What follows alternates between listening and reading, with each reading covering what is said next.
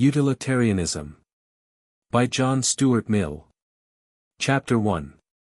General Remarks. There are few circumstances among those which make up the present condition of human knowledge, more unlike what might have been expected, or more significant of the backward state in which speculation on the most important subjects still lingers, than the little progress which has been made in the decision of the controversy respecting the criterion of right and wrong. From the dawn of philosophy, the question concerning the summum bonum, or, what is the same thing, concerning the foundation of morality, has been accounted the main problem in speculative thought, has occupied the most gifted intellects, and divided them into sects and schools, carrying on a vigorous warfare against one another. And after more than 2,000 years the same discussions continue, philosophers are still ranged under the same contending banners, and neither thinkers or mankind at large seem nearer to being unanimous on the subject. Then when the youth Socrates listened to the old Protagoras, and asserted, if Plato's dialogue be grounded on a real conversation, the theory of utilitarianism against the popular morality of the so-called sophist. It is true that similar confusion and uncertainty, and in some cases similar discordance, exist respecting the first principles of all the sciences, not excepting that which is deemed the most certain of them, mathematics. Without much impairing, generally indeed without impairing at all, the trustworthiness of the conclusions of those sciences. An apparent anomaly, the explanation of which is, that the detailed doctrines of a science are not usually deduced from, nor depend for their evidence upon, what are called its first principles. Were it not so, there would be no science more precarious, or whose conclusions were more insufficiently made out, than algebra, which derives none of its certainty from what are commonly taught to learners as its elements, since these, as laid down by some of its most eminent teachers, are as full of fictions as English law, and of mysteries as theology. The truths which are ultimately accepted as the first principles of a science, are really the last results of metaphysical analysis, practiced on the elementary notions with which the science is conversant. And their relation to the science is not that of foundations to an edifice, but of roots to a tree, which may perform their office equally well though they be never dug down to and exposed to light. But though in science the particular truths precede the general theory, the contrary might be expected to be the case with a practical art, such as morals or legislation. All action is for the sake of some end, and rules of action, it seems natural to suppose, must take their whole character and color from the end to which they are subservient.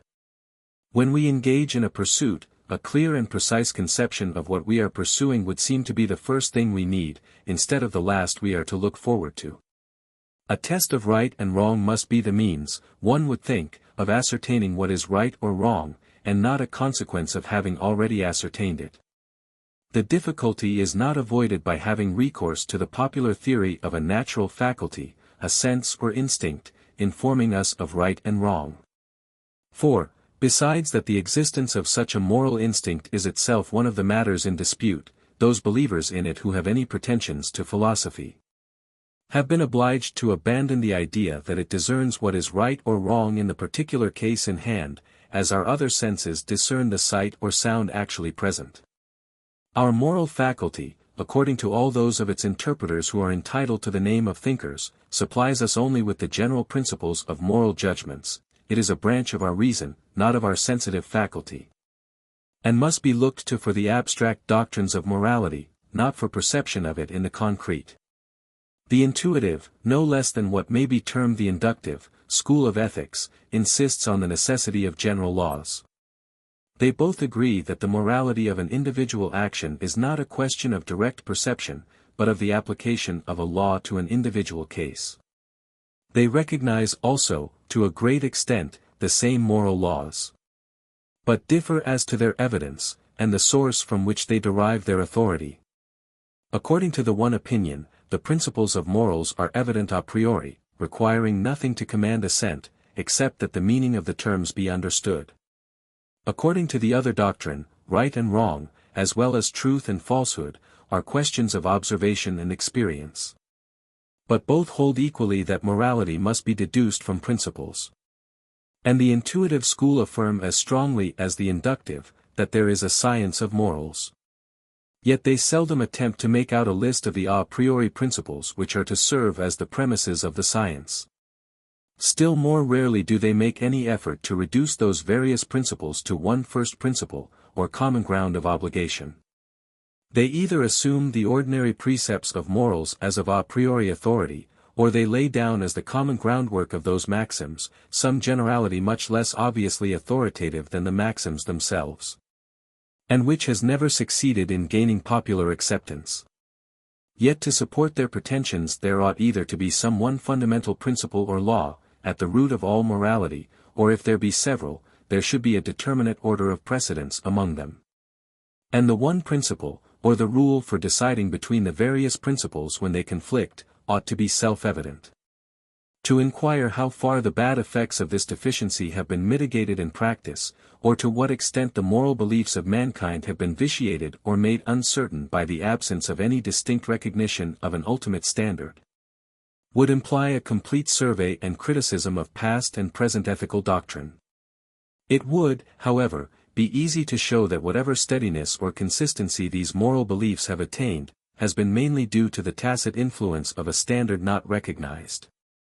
Although the non-existence of an acknowledged first principle has made ethics not so much a guide as a consecration of men's actual sentiments, still, as men's sentiments, both of favor and of aversion, are greatly influenced by what they suppose to be the effects of things upon their happiness, the principle of utility, or as Bentham latterly called it, the greatest happiness principle, has had a large share in forming the moral doctrines even of those who most scornfully reject its authority. Nor is there any school of thought which refuses to admit that the influence of actions on happiness is a most material and even predominant consideration in many of the details of morals, however unwilling to acknowledge it as the fundamental principle of morality, and the source of moral obligation. I might go much further, and say that to all those a priori moralists who deem it necessary to argue at all, utilitarian arguments are indispensable. It is not my present purpose to criticize these thinkers. But I cannot help referring, for illustration, to a systematic treatise by one of the most illustrious of them, The Metaphysics of Ethics, by Kant. This remarkable man, whose system of thought will long remain one of the landmarks in the history of philosophical speculation, does, in the treatise in question, lay down an universal first principle as the origin and ground of moral obligation. It is this: so act, that the rule on which thou actest would admit of being adopted as a law by all rational beings. But when he begins to deduce from this precept any of the actual duties of morality, he fails, almost grotesquely, to show that there would be any contradiction, any logical, not to say physical, impossibility in the adoption by all rational beings of the most outrageously immoral rules of conduct. All he shows is that the consequences of their universal adoption would be such as no one would choose to incur.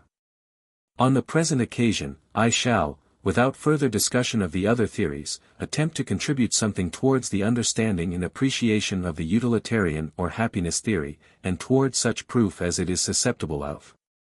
It is evident that this cannot be proof in the ordinary and popular meaning of the term.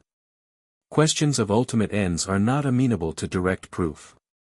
Whatever can be proved to be good, must be so by being shown to be a means to something admitted to be good without proof. The medical art is proved to be good, by its conducing to health, but how is it possible to prove that health is good? The art of music is good, for the reason, among others, that it produces pleasure, but what proof is it possible to give that pleasure is good? If, then, it is asserted that there is a comprehensive formula, including all things which are in themselves good, and that whatever else is good, is not so as an end, but as a mean, the formula may be accepted or rejected, but is not a subject of what is commonly understood by proof. We are not, however, to infer that its acceptance or rejection must depend on blind impulse, or arbitrary choice. There is a larger meaning of the word proof, in which this question is as amenable to it as any other of the disputed questions of philosophy. The subject is within the cognizance of the rational faculty, and neither does that faculty deal with it solely in the way of intuition. Considerations may be presented capable of determining the intellect either to give or withhold its assent to the doctrine, and this is equivalent to proof. We shall examine presently of what nature are these considerations, in what manner they apply to the case, and what rational grounds, therefore, can be given for accepting or rejecting the utilitarian formula. But it is a preliminary condition of rational acceptance or rejection, that the formula should be correctly understood. I believe that the very imperfect notion ordinarily formed of its meaning, is the chief obstacle which impedes its reception. And that could it be cleared, even from only the grosser misconceptions, the question would be greatly simplified, and a large proportion of its difficulties removed. Before, therefore, I attempt to enter into the philosophical grounds which can be given for assenting to the utilitarian standard, I shall offer some illustrations of the doctrine itself. With the view of showing more clearly what it is, distinguishing it from what it is not, and disposing of such of the practical objections to it as either originate in, or are closely connected with, mistaken interpretations of its meaning. Having thus prepared the ground, I shall afterwards endeavor to throw such light as I can upon the question, considered as one of philosophical theory. Chapter 2. What Utilitarianism is. A passing remark is all that needs be given to the ignorant blunder of supposing that those who stand up for utility as the test of right and wrong use the term in that restricted and merely colloquial sense in which utility is opposed to pleasure. An apology is due to the philosophical opponents of utilitarianism, for even the momentary appearance of confounding them with any one capable of so absurd a misconception. Which is the more extraordinary, inasmuch as the contrary accusation, of referring everything to pleasure, and that too in its grossest form, is another of the common charges against utilitarianism, and, as has been pointedly remarked by an able writer, the same sort of persons, and often the very same persons, denounce the theory, as impracticably dry when the word utility precedes the word pleasure. And as too practicably voluptuous when the word pleasure precedes the word utility.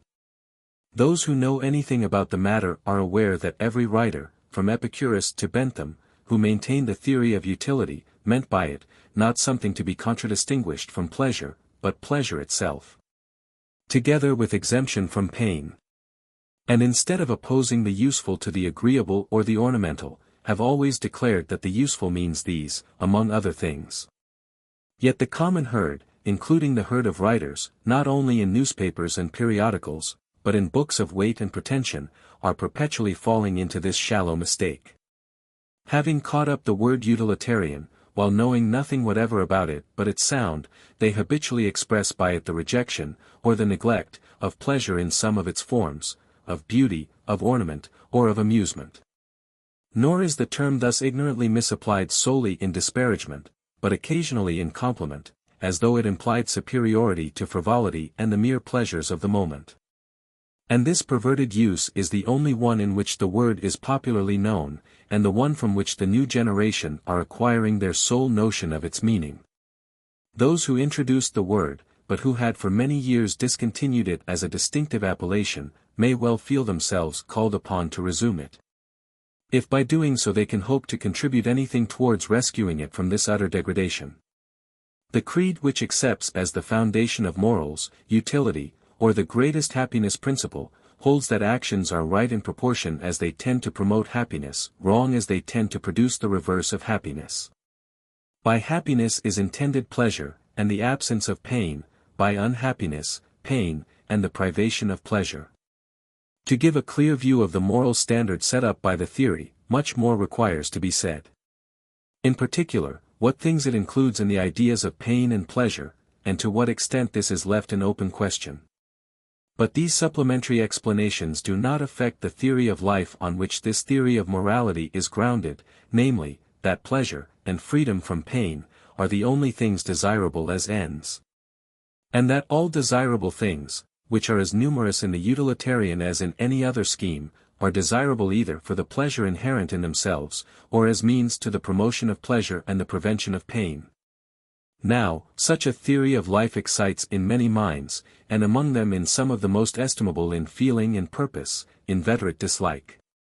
To suppose that life has, as they express it, no higher end than pleasure, no better and nobler object of desire and pursuit, they designate as utterly mean and groveling. As a doctrine worthy only of swine, to whom the followers of Epicurus were, at a very early period, contemptuously likened. And modern holders of the doctrine are occasionally made the subject of equally polite comparisons by its German, French, and English assailants. When thus attacked, the Epicureans have always answered, that it is not they, but their accusers, who represent human nature in a degrading light. Since the accusation supposes human beings to be capable of no pleasures except those of which swine are capable. If this supposition were true, the charge could not be gainsaid, but would then be no longer an imputation. For if the sources of pleasure were precisely the same to human beings and to swine, the rule of life which is good enough for the one would be good enough for the other. The comparison of the Epicurean life to that of beasts is felt as degrading, precisely because a beast's pleasures do not satisfy a human being's conceptions of happiness. Human beings have faculties more elevated than the animal appetites, and when once made conscious of them, do not regard anything as happiness which does not include their gratification. I do not, indeed, consider the Epicureans to have been by any means faultless in drawing out their scheme of consequences from the utilitarian principle. To do this in any sufficient manner, many Stoic, as well as Christian elements require to be included. But there is no known Epicurean theory of life which does not assign to the pleasures of the intellect, of the feelings and imagination, and of the moral sentiments, a much higher value as pleasures than to those of mere sensation. It must be admitted, however, that utilitarian writers in general have placed the superiority of mental over bodily pleasures chiefly in the greater permanency, safety, uncostliness, and of the former, that is, in their circumstantial advantages rather than in their intrinsic nature. And on all these points utilitarians have fully proved their case. But they might have taken the other, and, as it may be called, higher ground, with entire consistency. It is quite compatible with the principle of utility to recognize the fact, that some kinds of pleasure are more desirable and more valuable than others. It would be absurd that while, in estimating all other things, quality is considered as well as quantity, the estimation of pleasures should be supposed to depend on quantity alone. If I am asked, what I mean by difference of quality in pleasures, or what makes one pleasure more valuable than another, merely as a pleasure, except its being greater in amount, there is but one possible answer. Of two pleasures, if there be one to which all or almost all who have experience of both give a decided preference, irrespective of any feeling of moral obligation to prefer it, that is the more desirable pleasure.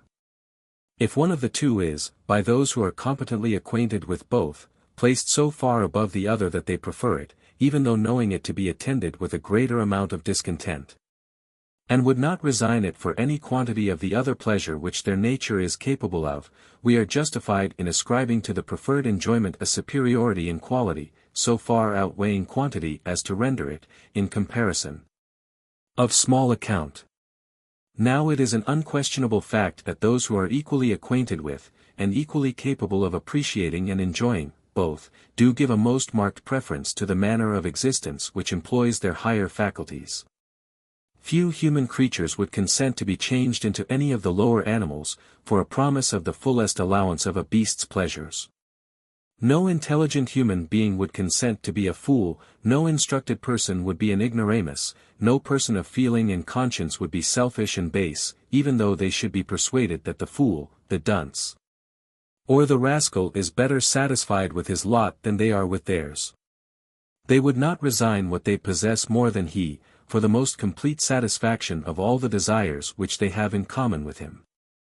If they ever fancy they would, it is only in cases of unhappiness so extreme, that to escape from it they would exchange their lot for almost any other, however undesirable in their own eyes.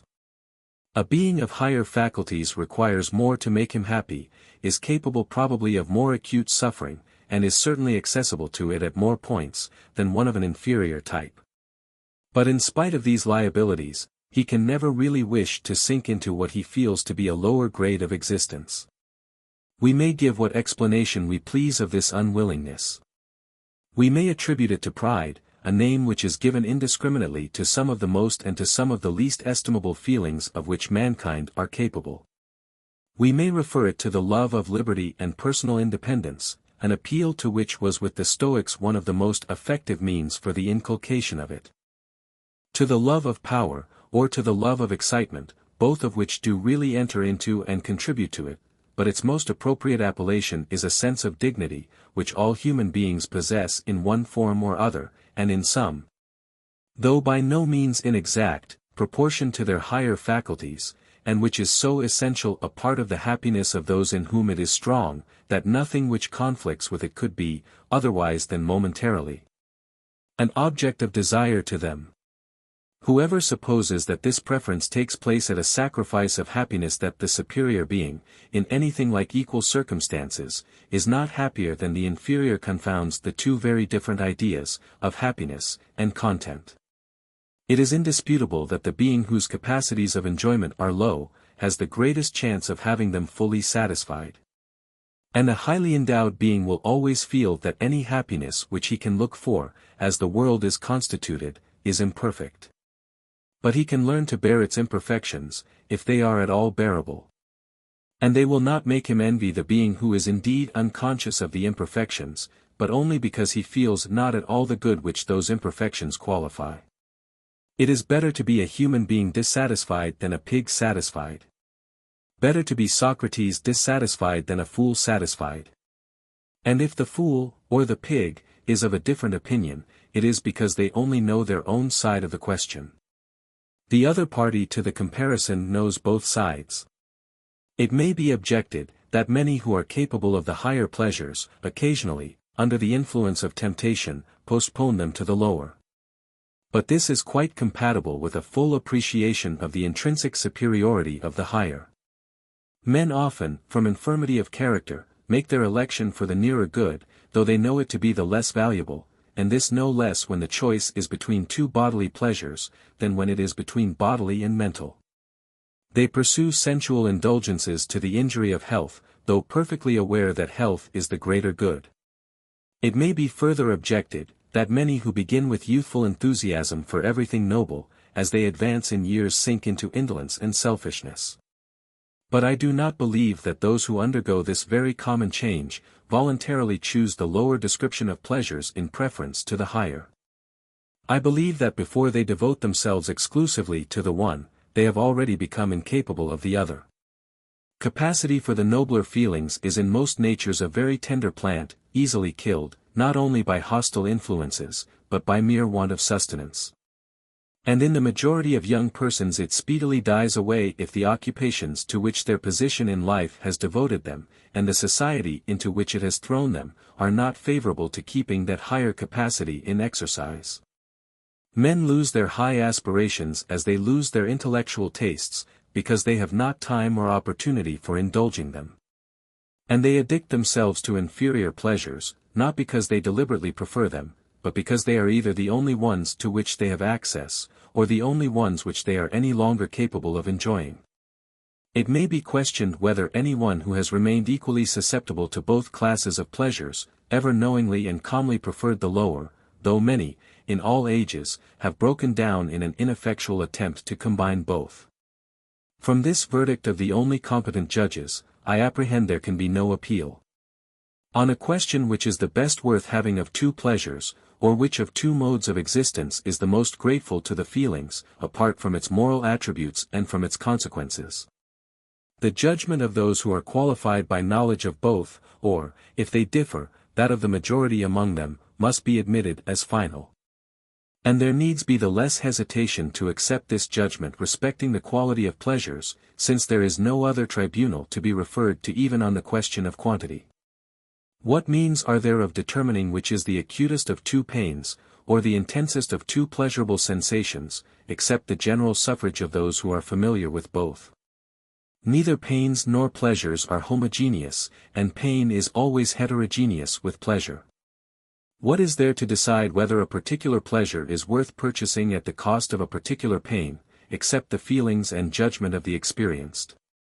When, therefore, those feelings and judgment declare the pleasures derived from the higher faculties to be preferable in kind, apart from the question of intensity, to those of which the animal nature, disjoined from the higher faculties, is susceptible, they are entitled on this subject to the same regard. I have dwelt on this point, as being a necessary part of a perfectly just conception of utility or happiness, considered as the directive rule of human conduct. But it is by no means an indispensable condition to the acceptance of the utilitarian standard, for that standard is not the agent's own greatest happiness, but the greatest amount of happiness altogether. And if it may possibly be doubted whether a noble character is always the happier for its nobleness, there can be no doubt that it makes other people happier, and that the world in general is immensely a gainer by it. Utilitarianism, therefore, could only attain its end by the general cultivation of nobleness of character, even if each individual were only benefited by the nobleness of others, and his own, so far as happiness is concerned, were a sheer deduction from the benefit. But the bare enunciation of such an absurdity as this last, renders refutation superfluous. According to the greatest happiness principle, as above explained, the ultimate end, with reference to and for the sake of which all other things are desirable, whether we are considering our own good or that of other people, is an existence exempt as far as possible from pain, and as rich as possible in enjoyments, both in point of quantity and quality.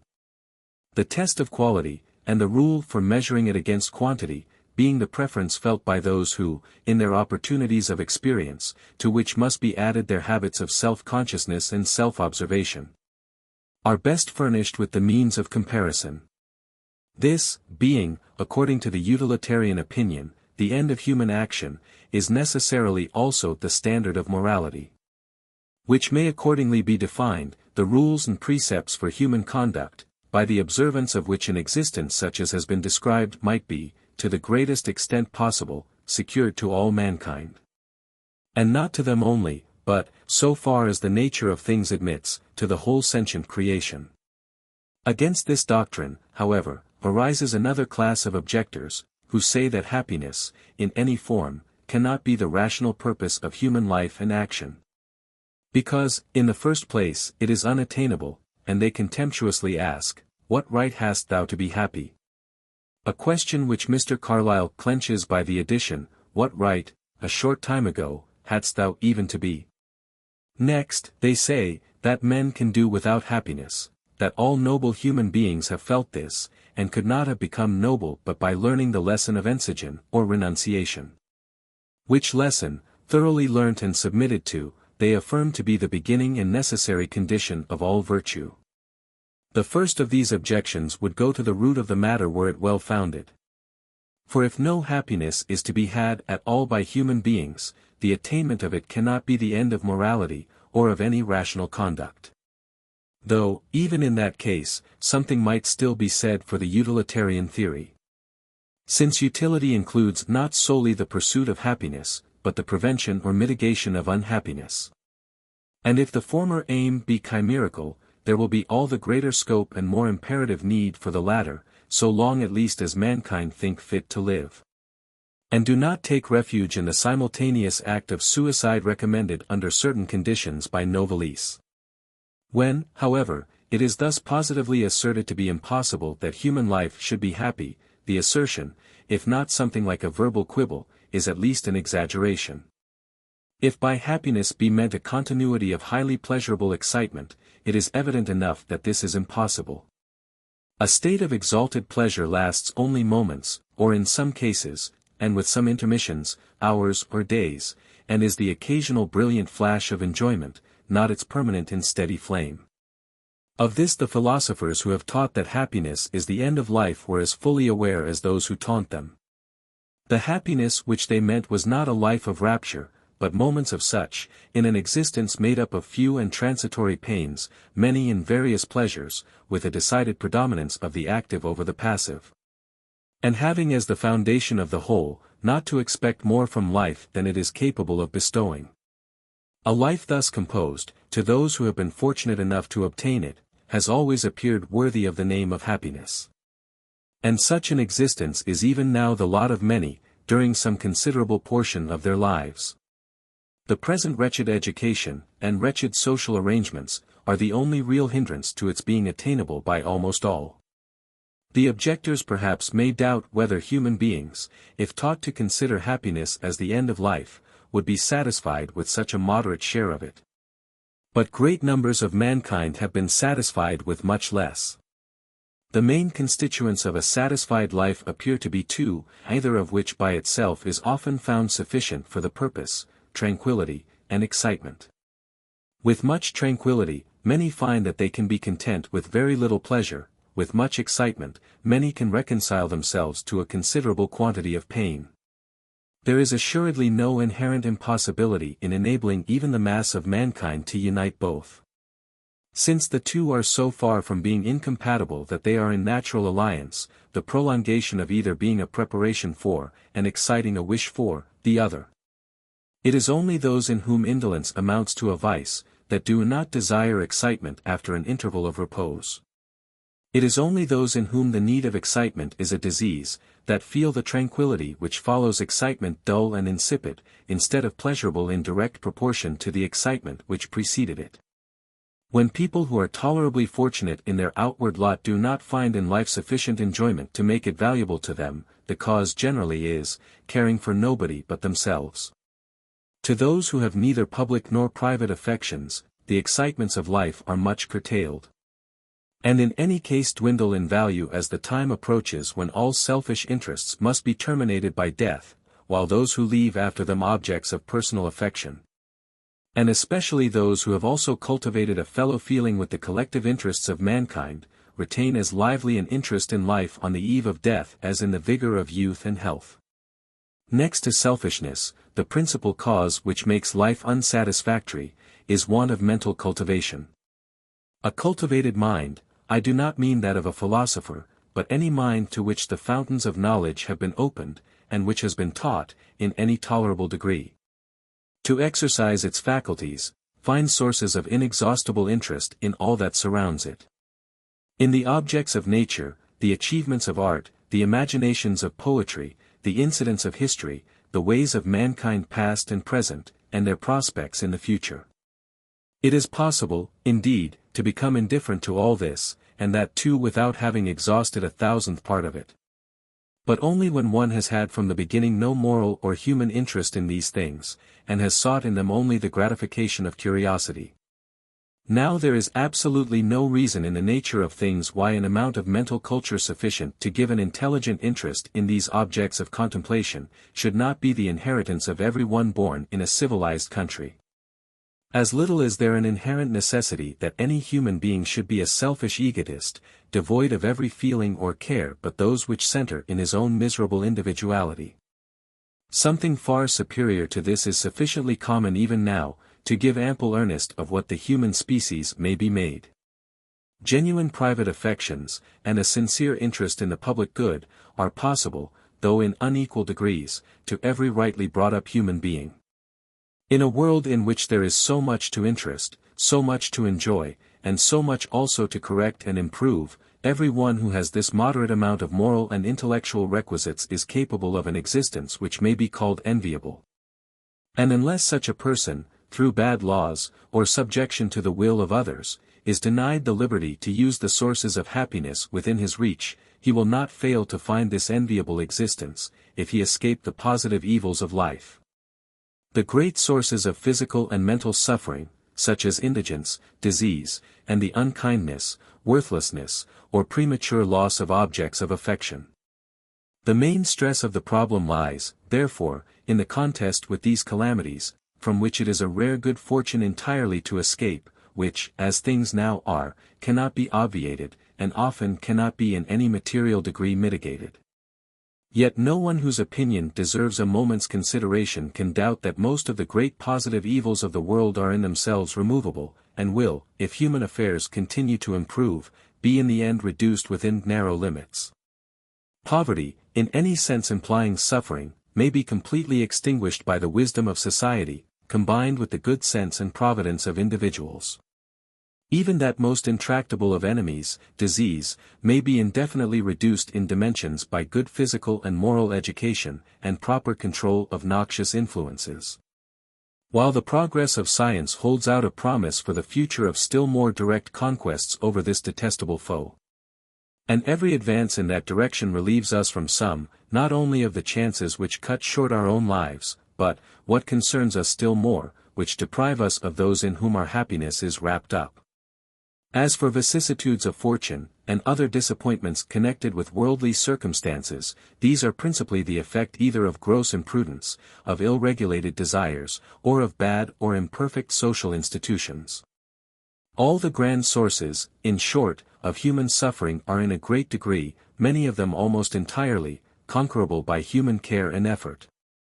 And though their removal is grievously slow, though a long succession of generations will perish in the breach before the conquest is completed, and this world becomes all that, if will and knowledge were not wanting, it might easily be made, yet every mind sufficiently intelligent and generous to bear a part, however small and unconspicuous, in the endeavor, will draw a noble enjoyment from the contest itself, which he would not for any bribe in the form of selfish indulgence consent to be without. And this leads to the true estimation of what is said by the objectors concerning the possibility, and the obligation, of learning to do without happiness.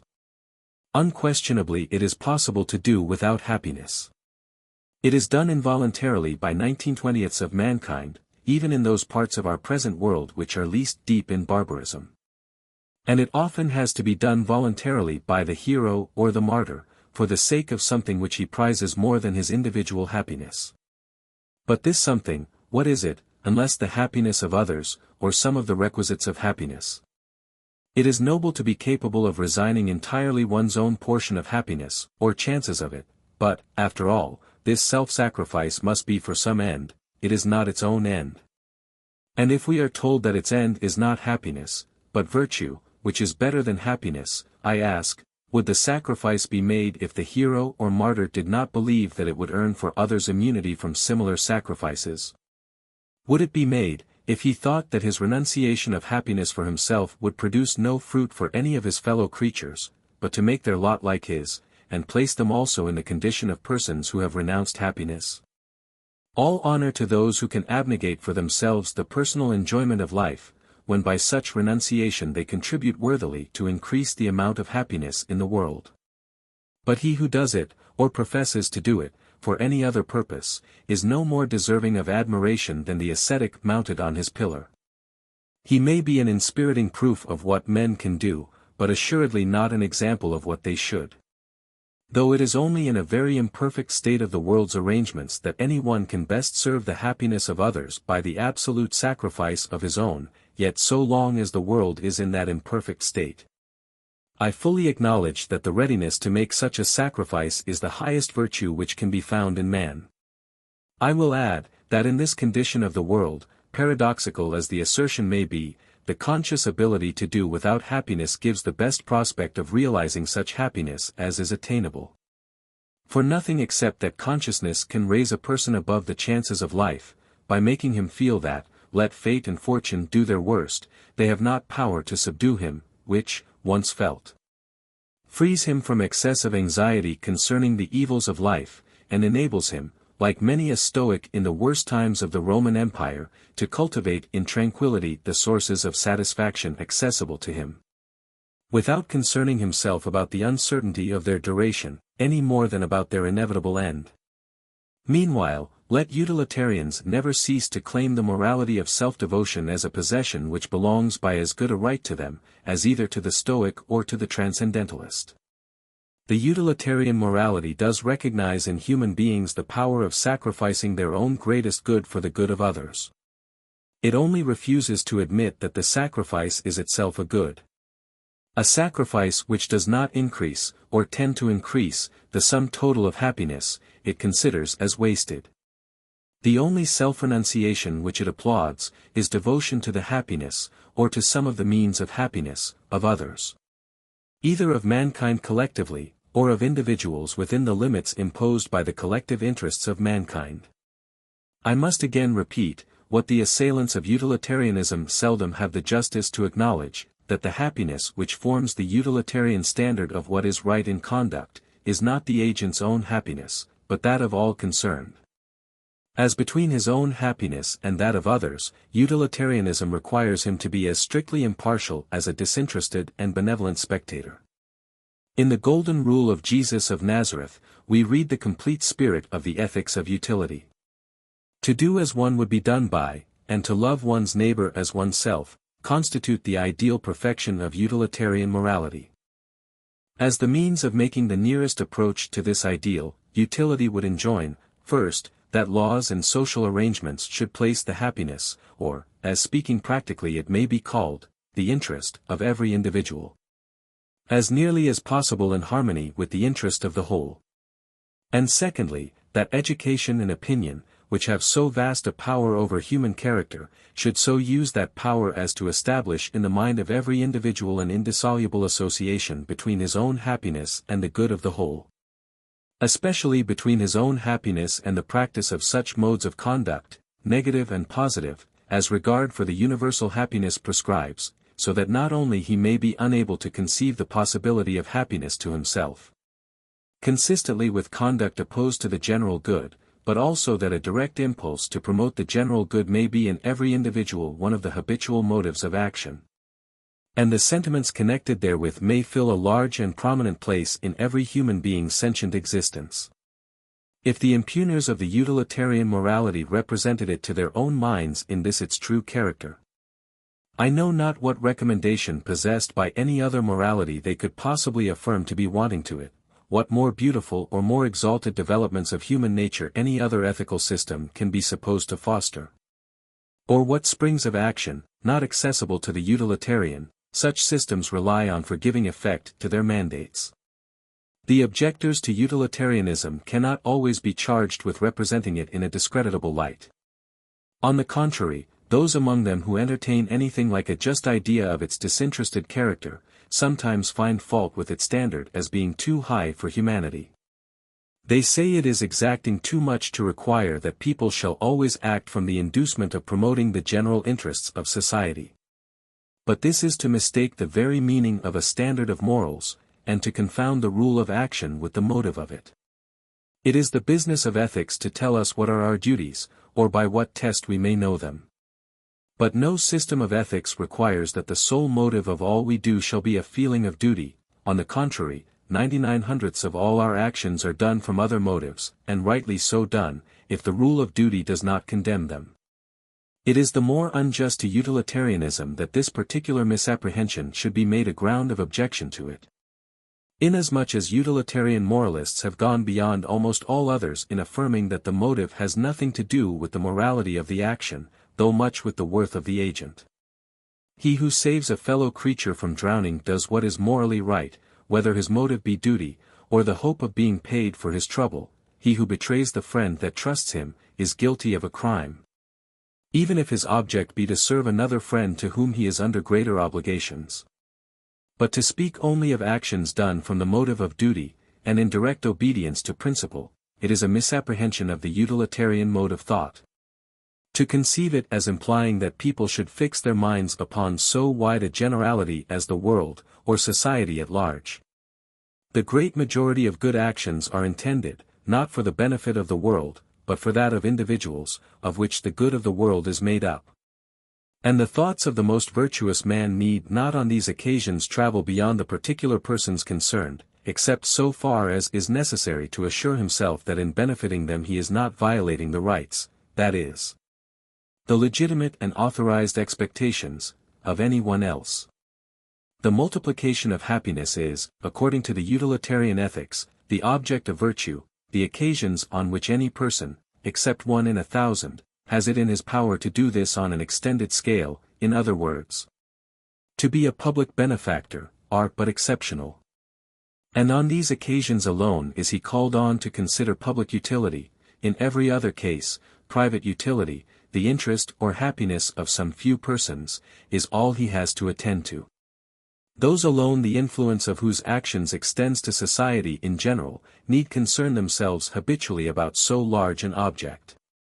In the case of abstinences indeed, of things which people forbear to do, from moral considerations, though the consequences in the particular case might be beneficial, it would be unworthy of an intelligent agent not to be consciously aware that the action is of a class which, if practiced generally, would be generally injurious, and that this is the ground of the obligation to abstain from it. The amount of regard for the public interest implied in this recognition, is no greater than is demanded by every system of morals, for they all enjoin to abstain from whatever is manifestly pernicious to society.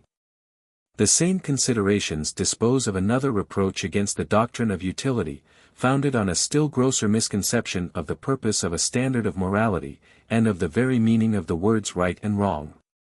It is often affirmed that utilitarianism renders men cold and unsympathizing, that it chills their moral feelings towards individuals. That it makes them regard only the dry and hard consideration of the consequences of actions, not taking into their moral estimate the qualities from which those actions emanate. If the assertion means that they do not allow their judgment respecting the rightness or wrongness of an action to be influenced by their opinion of the qualities of the person who does it, this is a complaint not against utilitarianism, but against having any standard of morality at all. For certainly no known ethical standard decides an action to be good or bad because it is done by a good or a bad man, still less because done by an amiable, a brave, or a benevolent man or the contrary. These considerations are relevant, not to the estimation of actions, but of persons. And there is nothing in the utilitarian theory inconsistent with the fact that there are other things which interest us in persons besides the rightness and wrongness of their actions. The Stoics, indeed, with the paradoxical misuse of language which was part of their system, and by which they strove to raise themselves above all concern about anything but virtue, were fond of saying that he who has that has everything. That he, and only he, is rich, is beautiful, is a king. But no claim of this description is made for the virtuous man by the utilitarian doctrine.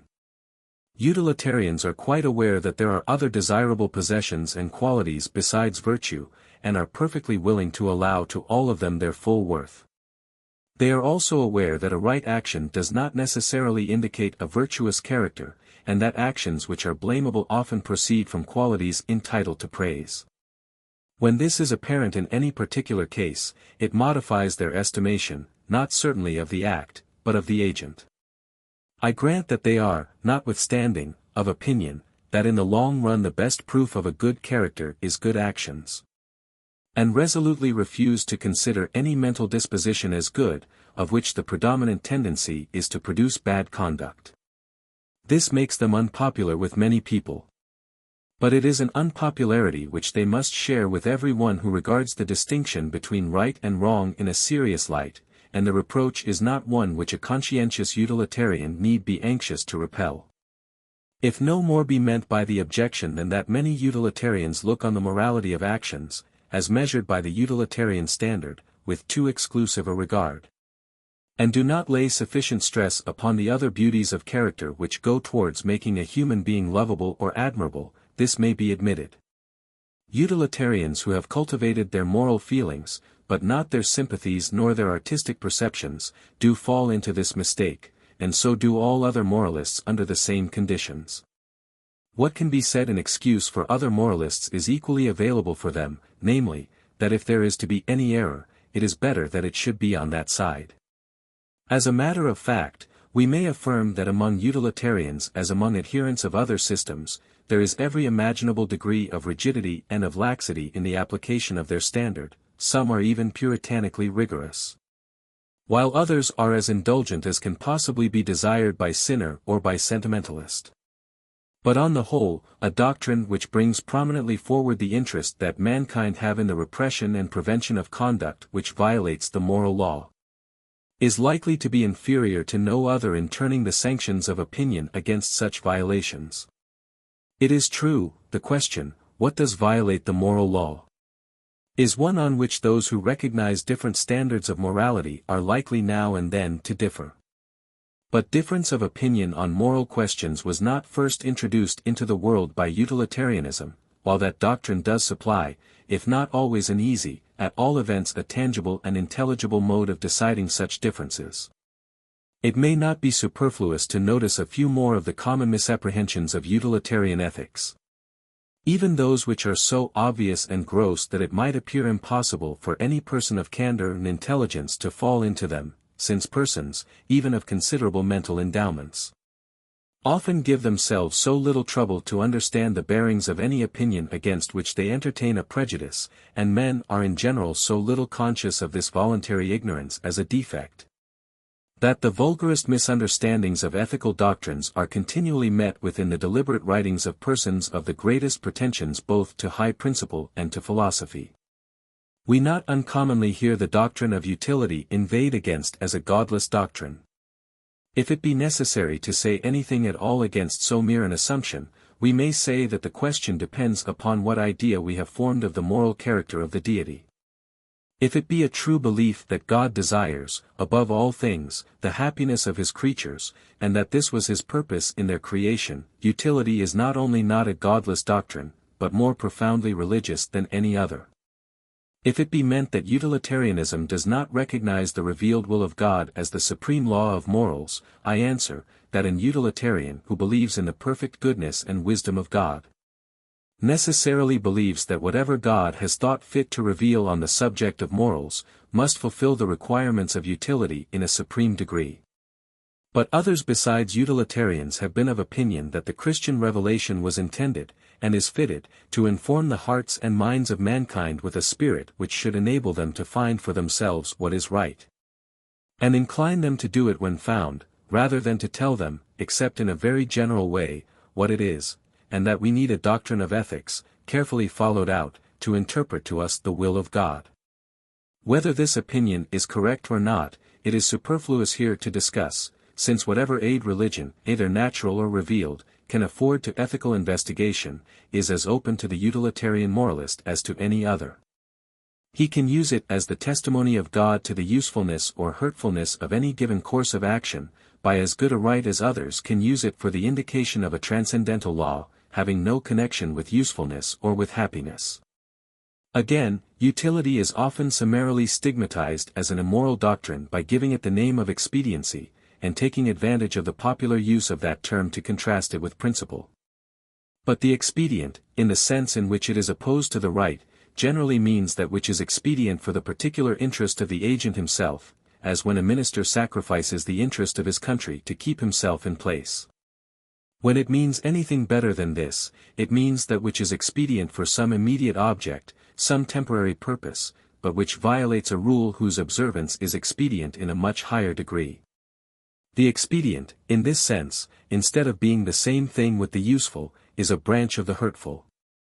Thus, it would often be expedient, for the purpose of getting over some momentary embarrassment, or attaining some object immediately useful to ourselves or others, to tell a lie. But inasmuch as the cultivation in ourselves of a sensitive feeling on the subject of veracity, is one of the most useful, and the enfeeblement of that feeling one of the most hurtful, things to which our conduct can be instrumental. And inasmuch as any, even unintentional, deviation from truth, does that much towards weakening the trustworthiness of human assertion, which is not only the principal support of all present social well-being, but the insufficiency of which does more than any one thing that can be named to keep back civilization, virtue, everything on which human happiness on the largest scale depends. We feel that the violation, for a present advantage, of a rule of such transcendent expediency, is not expedient, and that he who, for the sake of a convenience to himself or to some other individual, does what depends on him to deprive mankind of the good, and inflict upon them the evil, involved in the greater or less reliance which they can place in each other's word, acts the part of one of their worst enemies. Yet that even this rule, sacred as it is, admits of possible exceptions, is acknowledged by all moralists. The chief of which is when the withholding of some fact, as of information from a malefactor, or of bad news from a person dangerously ill, would preserve some one, especially a person other than oneself, from great and unmerited evil. And when the withholding can only be effected by denial. But in order that the exception may not extend itself beyond the need, and may have the least possible effect in weakening reliance on veracity, it ought to be recognized, and, if possible, its limits defined. And if the principle of utility is good for anything, it must be good for weighing these conflicting utilities against one another, and marking out the region within which one or the other preponderates. Again, defenders of utility often find themselves called upon to reply to such objections as this, that there is not time, previous to action, for calculating and weighing the effects of any line of conduct on the general happiness. This is exactly as if anyone were to say that it is impossible to guide our conduct by Christianity, because there is not time, on every occasion on which anything has to be done, to read through the Old and New Testaments. The answer to the objection is, that there has been ample time, namely, the whole past duration of the human species. During all that time mankind have been learning by experience the tendencies of actions, on which experience all the prudence, as well as all the morality of life, is dependent. People talk as if the commencement of this course of experience had hitherto been put off, and as if, at the moment when some man feels tempted to meddle with the property or life of another, he had to begin considering for the first time whether murder and theft are injurious to human happiness. Even then I do not think that he would find the question very puzzling, but, at all events, the matter is now done to his hand. It is truly a whimsical supposition, that if mankind were agreed in considering utility to be the test of morality, they would remain without any agreement as to what is useful, and would take no measures for having their notions on the subject taught to the young, and enforced by law and opinion. There is no difficulty in proving any ethical standard whatever to work ill, if we suppose universal idiocy to be conjoined with it, but on any hypothesis short of that, mankind must by this time have acquired positive beliefs as to the effects of some actions on their happiness. And the beliefs which have thus come down are the rules of morality for the multitude, and for the philosopher until he has succeeded in finding better. That philosophers might easily do this, even now, on many subjects. That the received code of ethics is by no means of divine right, and that mankind have still much to learn as to the effects of actions on the general happiness, I admit, or rather, earnestly maintain. The corollaries from the principle of utility, like the precepts of every practical art, admit of indefinite improvement, and, in a progressive state of the human mind, their improvement is perpetually going on. But to consider the rules of morality as improvable, is one thing; to pass over the intermediate generalizations entirely, and endeavor to test each individual action directly by the first principle, is another. It is a strange notion that the acknowledgement of a first principle is inconsistent with the admission of secondary ones. To inform a traveler respecting the place of his ultimate destination, is not to forbid the use of landmarks and direction posts on the way. The proposition that happiness is the end and aim of morality, does not mean that no road ought to be laid down to that goal, or that persons going thither should not be advised to take one direction rather than another. Men really ought to leave off talking a kind of nonsense on this subject, which they would neither talk nor listen to on other matters of practical concernment. Nobody argues that the art of navigation is not founded on astronomy, because sailors cannot wait to calculate the nautical almanac. Being rational creatures, they go to sea with it ready calculated. And all rational creatures go out upon the sea of life with their minds made up on the common questions of right and wrong, as well as on many of the far more difficult questions of wise and foolish. And this, as long as foresight is a human quality, it is to be presumed they will continue to do. Whatever we adopt as the fundamental principle of morality, we require subordinate principles to apply it by, the impossibility of doing without them, being common to all systems, can afford no argument against any one in particular, but gravely to argue as if no such secondary principles could be had, and as if mankind had remained till now, and always must remain. Without drawing any general conclusions from the experience of human life, is as high a pitch, I think, as absurdity has ever reached in philosophical controversy. The remainder of the stock arguments against utilitarianism mostly consist in laying to its charge the common infirmities of human nature, and the general difficulties which embarrass conscientious persons in shaping their course through life. We are told that an utilitarian will be apt to make his own particular case an exception to moral rules, and, when under temptation, will see an utility in the breach of a rule, greater than he will see in its observance. But is utility the only creed which is able to furnish us with excuses for evil doing, and means of cheating our own conscience? They are afforded in abundance by all doctrines which recognize as a fact in morals the existence of conflicting considerations, which all doctrines do, that have been believed by sane persons. It is not the fault of any creed, but of the complicated nature of human affairs, that rules of conduct cannot be so framed as to require no exceptions. And that hardly any kind of action can safely be laid down as either always obligatory or always condemnable. There is no ethical creed which does not temper the rigidity of its laws, by giving a certain latitude, under the moral responsibility of the agent, for accommodation to peculiarities of circumstances. And under every creed, at the opening thus made, self-deception and dishonest casuistry get in. There exists no moral system under which there do not arise unequivocal cases of conflicting obligation. These are the real difficulties, the knotty points both in the theory of ethics, and in the conscientious guidance of personal conduct. They are overcome practically with greater or with less success according to the intellect and virtue of the individual.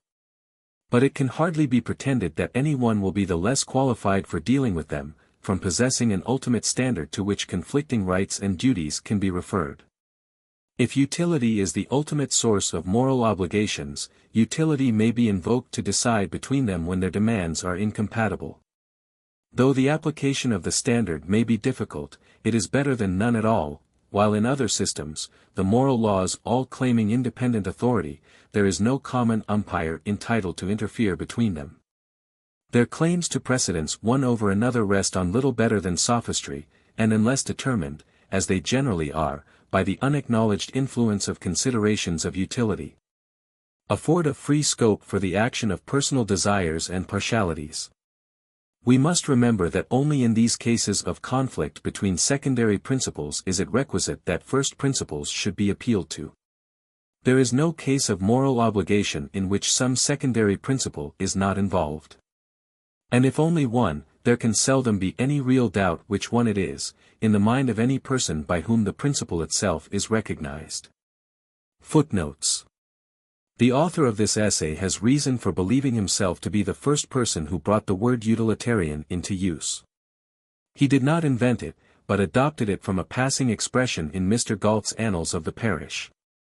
After using it as a designation for several years, he and others abandoned it from a growing dislike to anything resembling a badge or watchword of sectarian distinction. But as a name for one single opinion, not a set of opinions, to denote the recognition of utility as a standard, not any particular way of applying it, the term supplies a want in the language, and offers, in many cases, a convenient mode of avoiding tiresome circumlocution. An opponent, whose intellectual and moral fairness it is a pleasure to acknowledge, the Reverend J. Llewellyn Davis, has objected to this passage, saying, "Surely the rightness or wrongness of saving a man from drowning does depend very much upon the motive with which it is done. Suppose that a tyrant, when his enemy jumped into the sea to escape from him, saved him from drowning simply in order that he might inflict upon him more exquisite tortures. Would it tend to clearness to speak of that rescue as a morally right action? Or suppose again, according to one of the stock illustrations of ethical inquiries, that a man betrayed a trust received from a friend, because the discharge of it would fatally injure that friend himself or some one belonging to him. Would utilitarianism compel one to call the betrayal a crime as much as if it had been done from the meanest motive? I submit, that he who saves another from drowning in order to kill him by torture afterwards, does not differ only in motive from him who does the same thing from duty or benevolence. The act itself is different.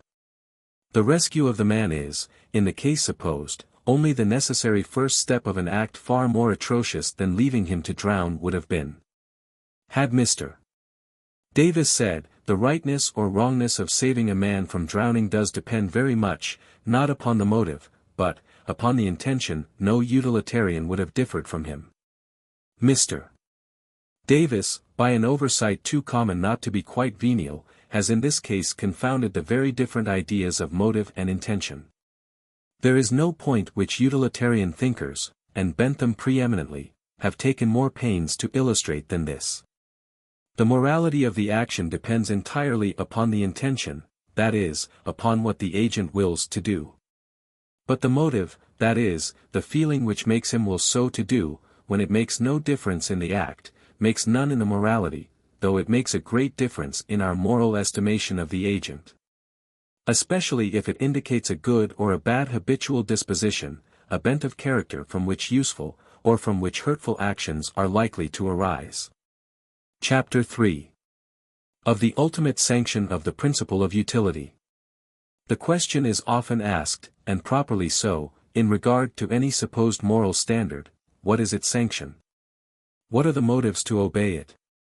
Or more specifically, what is the source of its obligation? Whence does it derive its binding force? It is a necessary part of moral philosophy to provide the answer to this question, which, though frequently assuming the shape of an objection to the utilitarian morality, as if it had some special applicability to that above others, really arises in regard to all standards. It arises, in fact, whenever a person is called on to adopt a standard or refer morality to any basis on which he has not been accustomed to rest it. For the customary morality, that which education and opinion have consecrated, is the only one which presents itself to the mind with the feeling of being in itself obligatory. And when a person is asked to believe that this morality derives its obligation from some general principle round which custom has not thrown the same halo, the assertion is to him a paradox. The supposed corollaries seem to have a more binding force than the original theorem, the superstructure seems to stand better without, than with, what is represented as its foundation.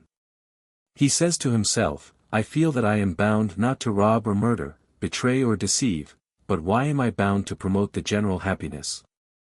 If my own happiness lies in something else, why may I not give that the preference?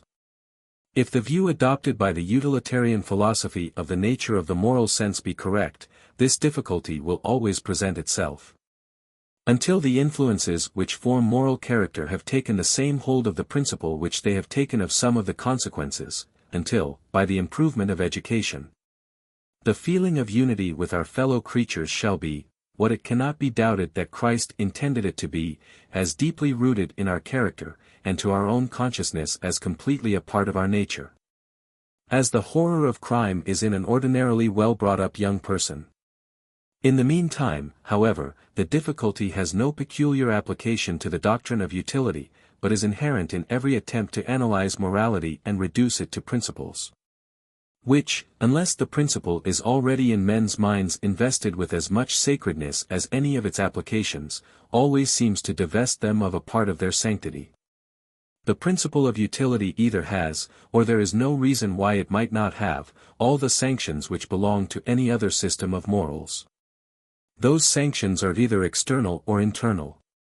Of the external sanctions it is not necessary to speak at any length.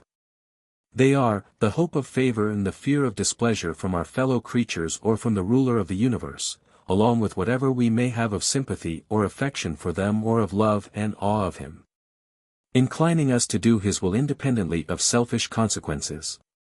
There is evidently no reason why all these motives for observance should not attach themselves to the utilitarian morality, as completely and as powerfully as to any other. Indeed, those of them which refer to our fellow creatures are sure to do so, in proportion to the amount of general intelligence, for whether there be any other ground of moral obligation than the general happiness or not, men do desire happiness. And however imperfect may be their own practice, they desire and commend all conduct in others towards themselves, by which they think their happiness is promoted. With regard to the religious motive, if men believe, as most profess to do, in the goodness of God, those who think that conduciveness to the general happiness is the essence, or even only the criterion, of good, must necessarily believe that it is also that which God approves. The whole force therefore of external reward and punishment, whether physical or moral, and whether proceeding from God or from our fellow men, together with all that the capacities of human nature admit, of disinterested devotion to either, become available to enforce the utilitarian morality, in proportion as that morality is recognized. And the more powerfully, the more the appliances of education and general cultivation are bent to the purpose. So far as to external sanctions, the internal sanction of duty, whatever our standard of duty may be, is one and the same, a feeling in our own mind. A pain, more or less intense, attendant on violation of duty, which in properly cultivated moral natures rises, in the more serious cases, into shrinking from it as an impossibility. This feeling, when disinterested, and connecting itself with the pure idea of duty, and not with some particular form of it, or with any of the merely accessory circumstances, is the essence of conscience. Though in that complex phenomenon as it actually exists, the simple fact is in general all encrusted over with collateral associations, derived from sympathy, from love, and still more from fear, from all the forms of religious feeling. From the recollections of childhood and of all our past life, from self-esteem, desire of the esteem of others, and occasionally even self-abasement.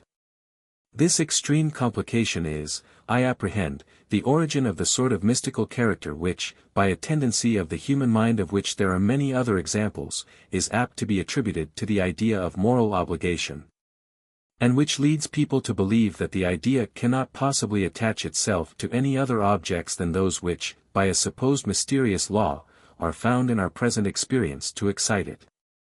Its binding force, however, consists in the existence of a mass of feeling which must be broken through in order to do what violates our standard of right, and which, if we do nevertheless violate that standard, will probably have to be encountered afterwards in the form of remorse. Whatever theory we have of the nature or origin of conscience, this is what essentially constitutes it. The ultimate sanction, therefore, of all morality, external motives apart, being a subjective feeling in our own minds, I see nothing embarrassing to those whose standard is utility, in the question. What is the sanction of that particular standard?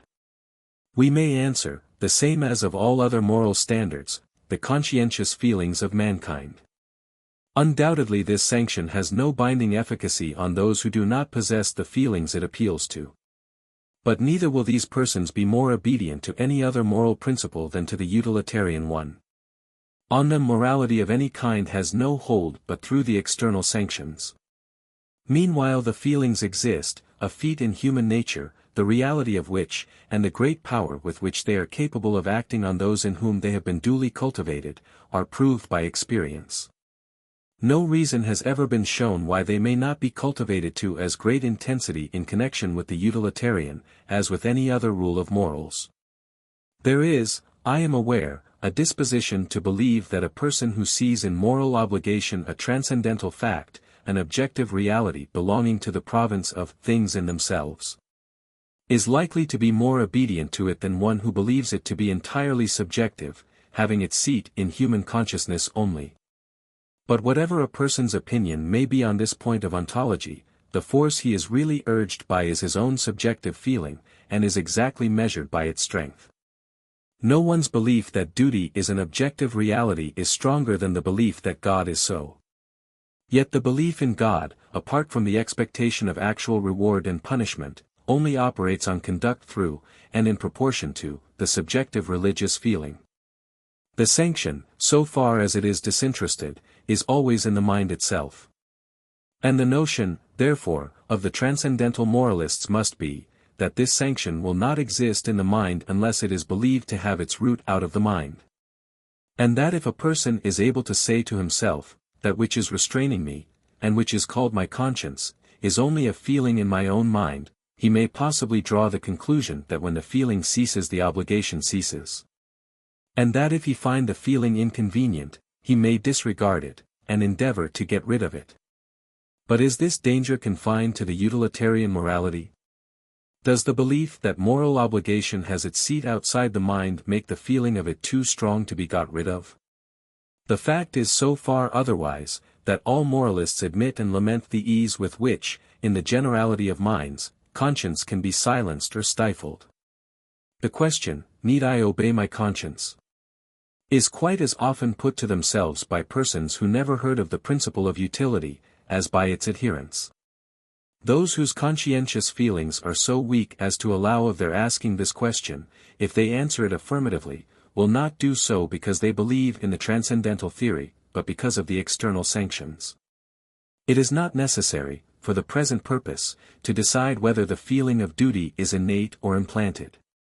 Assuming it to be innate, it is an open question to what objects it naturally attaches itself. For the philosophic supporters of that theory are now agreed that the intuitive perception is of principles of morality, and not of the details. If there be anything innate in the matter, I see no reason why the feeling which is innate should not be that of regard to the pleasures and pains of others. If there is any principle of morals which is intuitively obligatory, I should say it must be that. If so, the intuitive ethics would coincide with the utilitarian, and there would be no further quarrel between them. Even as it is, the intuitive moralists, though they believe that there are other intuitive moral obligations, do already believe this to be one. For they unanimously hold that a large portion of morality turns upon the consideration due to the interests of our fellow creatures. Therefore, if the belief in the transcendental origin of moral obligation gives any additional efficacy to the internal sanction, it appears to me that the utilitarian principle has already the benefit of it. On the other hand, if, as is my own belief, the moral feelings are not innate, but acquired, they are not for that reason the less natural. It is natural to man to speak, to reason, to build cities, to cultivate the ground, though these are acquired faculties. The moral feelings are not indeed a part of our nature, in the sense of being in any perceptible degree present in all of us.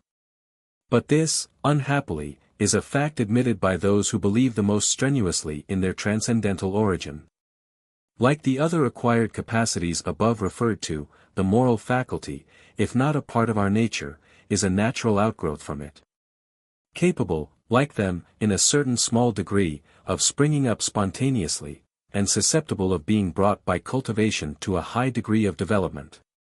Unhappily it is also susceptible, by a sufficient use of the external sanctions and of the force of early impressions, of being cultivated in almost any direction, so that there is hardly anything so absurd or so mischievous that it may not, by means of these influences, be made to act on the human mind with all the authority of conscience. To doubt that the same potency might be given by the same means to the principle of utility, even if it had no foundation in human nature, would be flying in the face of all experience. But moral associations which are wholly of artificial creation, when intellectual culture goes on, yield by degrees to the dissolving force of analysis, and if the feeling of duty, when associated with utility, would appear equally arbitrary. If there were no leading department of our nature, no powerful class of sentiments, with which that association would harmonize, which would make us feel it congenial, and incline us not only to foster it in others, for which we have abundant interested motives, but also to cherish it in ourselves. If there were not, in short, a natural basis of sentiment for utilitarian morality, it might well happen that this association also, even after it had been implanted by education, might be analyzed away. But there is this basis of powerful natural sentiment, and this it is which, when once the general happiness is recognized as the ethical standard, will constitute the strength of the utilitarian morality. This firm foundation is that of the social feelings of mankind. The desire to be in unity with our fellow creatures, which is already a powerful principle in human nature, and happily one of those which tend to become stronger, even without express inculcation, from the influences of advancing civilization. The social state is at once so natural, so necessary, and so habitual to man, that, except in some unusual circumstances or by an effort of voluntary abstraction, he never conceives himself otherwise than as a member of a body. And this association is riveted more and more, as mankind are further removed from the state of savage independence. Any condition, therefore, which is essential to a state of society, becomes more and more an inseparable part of every person's conception of the state of things which he is born into, and which is the destiny of a human being. Now, society between human beings, except in the relation of master and slave, is manifestly impossible on any other footing than that the interests of all are to be consulted. Society between equals can only exist on the understanding that the interests of all are to be regarded equally. And since in all states of civilization, every person, except an absolute monarch, has equals, every one is obliged to live on these terms with somebody. And in every age some advance is made towards a state in which it will be impossible to live permanently on other terms with anybody. In this way people grow up unable to conceive as possible to them a state of total disregard of other people's interests. They are under a necessity of conceiving themselves as at least abstaining from all the grosser injuries, and, if only for their own protection, living in a state of constant protest against them. They are also familiar with the fact of cooperating with others, and proposing to themselves a collective, not an individual interest, as the aim, at least for the time being, of their actions. So long as they are cooperating, their ends are identified with those of others, there is at least a temporary feeling that the interests of others are their own interests. Not only does all strengthening of social ties, and all healthy growth of society, give to each individual a stronger personal interest in practically consulting the welfare of others. It also leads him to identify his feelings more and more with their good, or at least with an ever greater degree of practical consideration for it. He comes, as though instinctively, to be conscious of himself as a being who of course pays regard to others. The good of others becomes to him a thing naturally and necessarily to be attended to, like any of the physical conditions of our existence.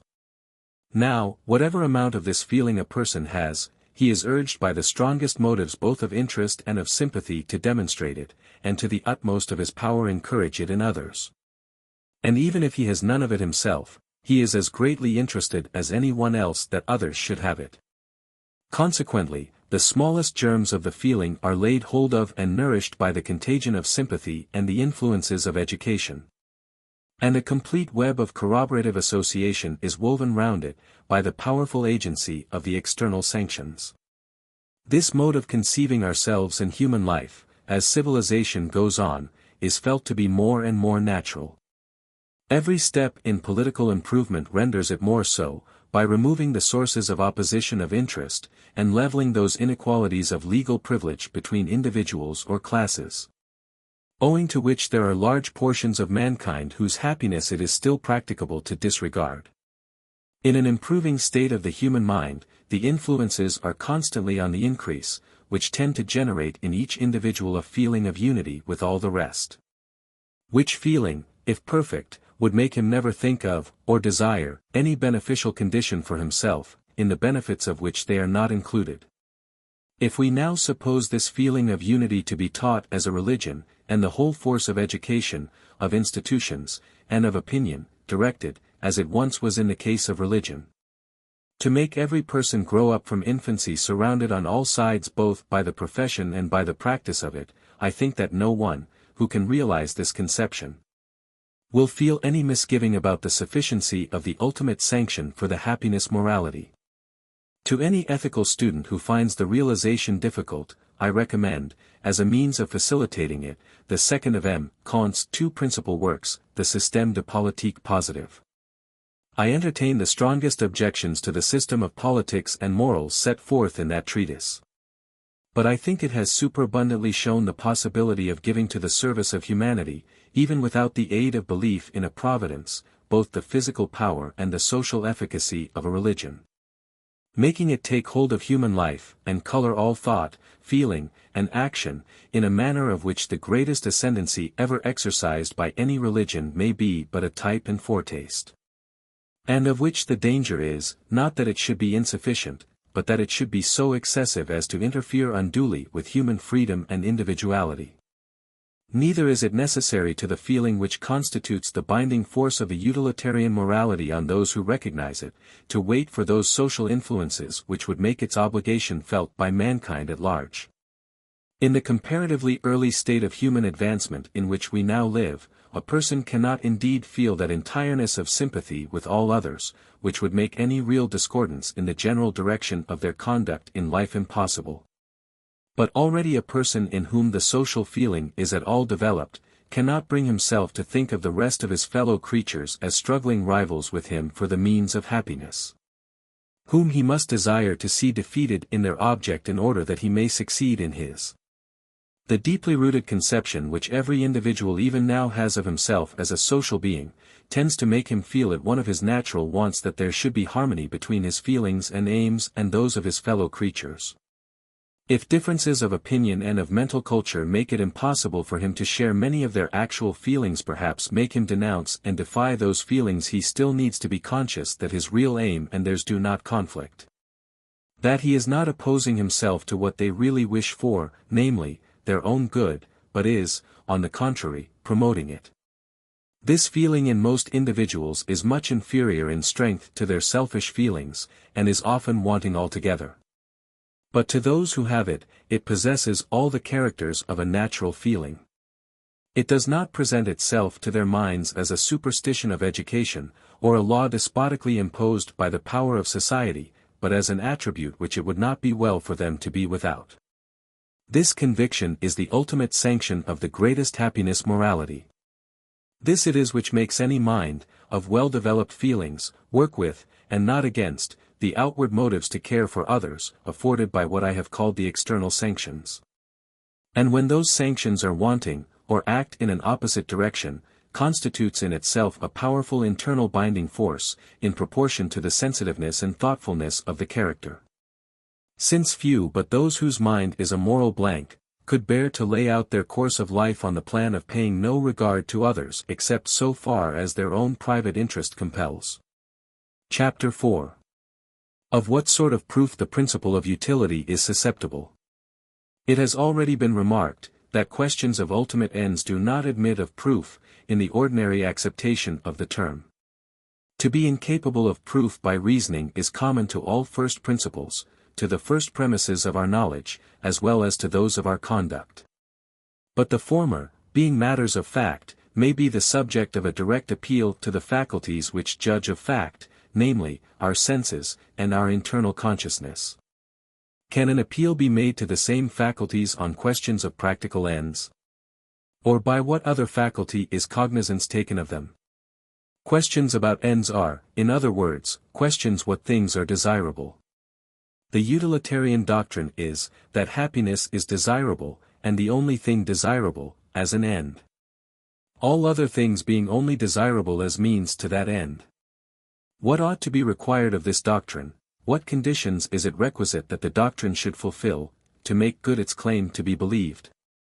The only proof capable of being given that an object is visible, is that people actually see it. The only proof that a sound is audible, is that people hear it, and so of the other sources of our experience. In like manner, I apprehend, the sole evidence it is possible to produce that anything is desirable, is that people do actually desire it.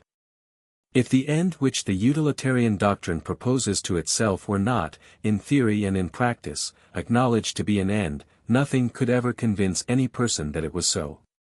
No reason can be given why the general happiness is desirable, except that each person, so far as he believes it to be attainable, desires his own happiness. This, however, being a fact, we have not only all the proof which the case admits of, but all which it is possible to require, that happiness is a good, that each person's happiness is a good to that person, and the general happiness, therefore, a good to the aggregate of all persons. Happiness has made out its title as one of the ends of conduct, and consequently one of the criteria of morality. But it has not, by this alone, proved itself to be the sole criterion.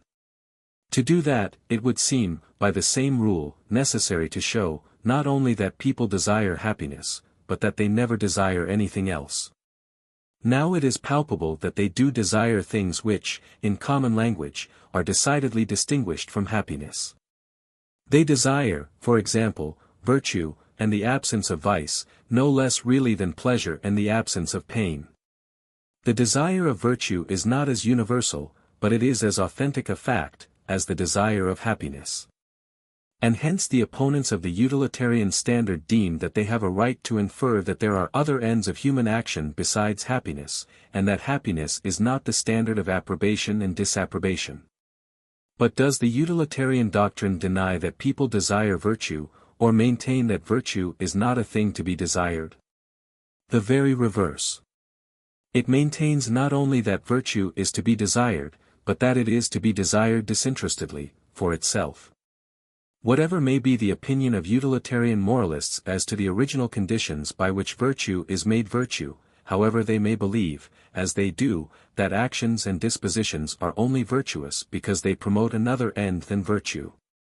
Yet this being granted, and it having been decided, from considerations of this description, what is virtuous, they not only place virtue at the very head of the things which are good as means to the ultimate end, but they also recognize as a psychological fact the possibility of its being, to the individual, a good in itself, without looking to any end beyond it.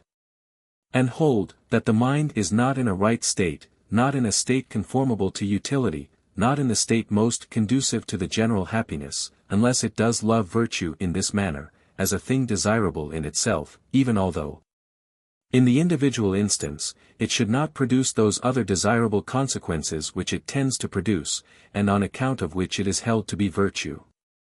This opinion is not, in the smallest degree, a departure from the happiness principle. The ingredients of happiness are very various, and each of them is desirable in itself, and not merely when considered as swelling in aggregate. The principle of utility does not mean that any given pleasure, as music, for instance, or any given exemption from pain, as for example health, are to be looked upon as means to a collective something termed happiness, and to be desired on that account. They are desired and desirable in and for themselves, besides being means, they are a part of the end. Virtue, according to the utilitarian doctrine, is not naturally and originally part of the end, but it is capable of becoming so. And in those who love it disinterestedly it has become so, and is desired and cherished, not as a means to happiness, but as a part of their happiness. To illustrate this farther, we may remember that virtue is not the only thing, originally a means, and which if it were not a means to anything else, would be and remain indifferent, but which by association with what it is a means to, comes to be desired for itself, and that too with the utmost intensity. What, for example, shall we say of the love of money? There is nothing originally more desirable about money than about any heap of glittering pebbles. Its worth is solely that of the things which it will buy. The desires for other things than itself, which it is a means of gratifying. Yet the love of money is not only one of the strongest moving forces of human life, but money is, in many cases, desired in and for itself. The desire to possess it is often stronger than the desire to use it, and goes on increasing when all the desires which point to ends beyond it, to be compassed by it, are falling off. It may be then said truly, that money is desired not for the sake of an end, but as part of the end. From being a means to happiness, it has come to be itself a principal ingredient of the individual's conception of happiness.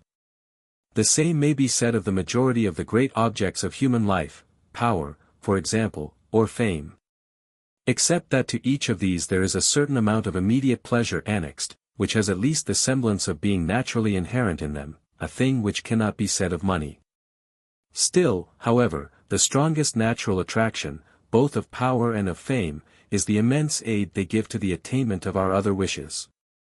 And it is the strong association thus generated between them and all our objects of desire, which gives to the direct desire of them the intensity it often assumes, so as in some characters to surpass in strength all other desires. In these cases the means have become a part of the end, and a more important part of it than any of the things which they are means to. What was once desired as an instrument for the attainment of happiness, has come to be desired for its own sake. In being desired for its own sake it is, however, desired as part of happiness. The person is made, or thinks he would be made, happy by its mere possession, and is made unhappy by failure to obtain it. The desire of it is not a different thing from the desire of happiness, any more than the love of music, or the desire of health. They are included in happiness. They are some of the elements of which the desire of happiness is made up. Happiness is not an abstract idea, but a concrete whole, and these are some of its parts. And the utilitarian standard sanctions and approves their being so. Life would be a poor thing, very ill provided with sources of happiness, if there were not this provision of nature, by which things originally indifferent, but conducive to, or otherwise associated with, the satisfaction of our primitive desires, become in themselves sources of pleasure more valuable than the primitive pleasures, both in permanency, in the space of human existence that they are capable of covering, and even in intensity. Virtue, according to the utilitarian conception, is a good of this description. There was no original desire of it, or motive to it, save its conduciveness to pleasure, and especially to protection from pain. But through the association thus formed, it may be felt a good in itself, and desired as such with as great intensity as any other good. And with this difference between it and the love of money, of power, or of fame, that all of these may, and often do, render the individual noxious to the other members of the society to which he belongs.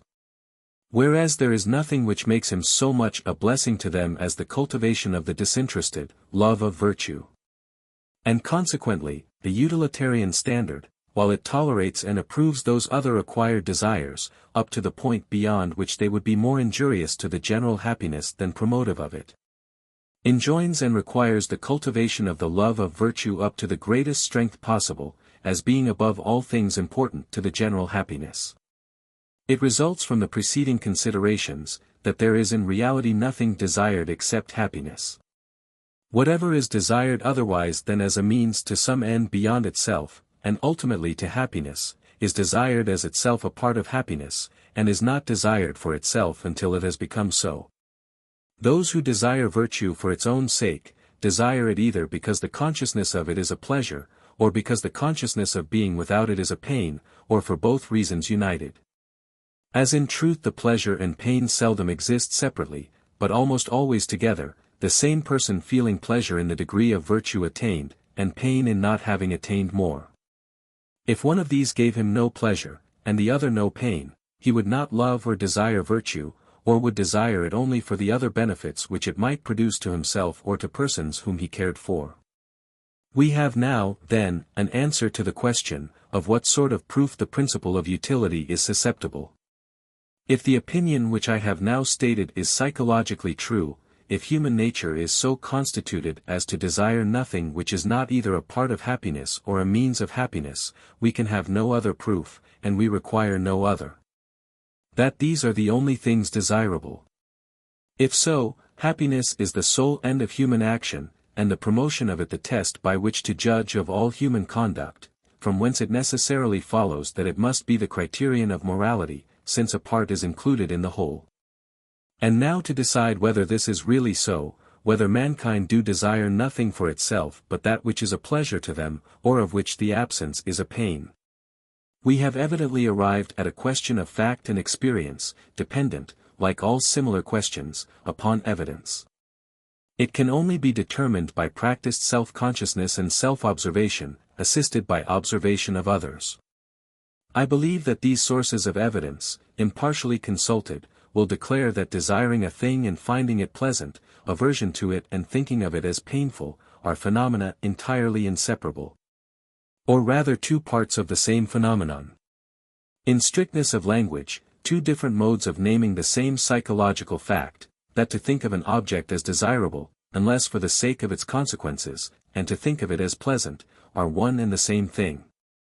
And that to desire anything, except in proportion as the idea of it is pleasant, is a physical and metaphysical impossibility.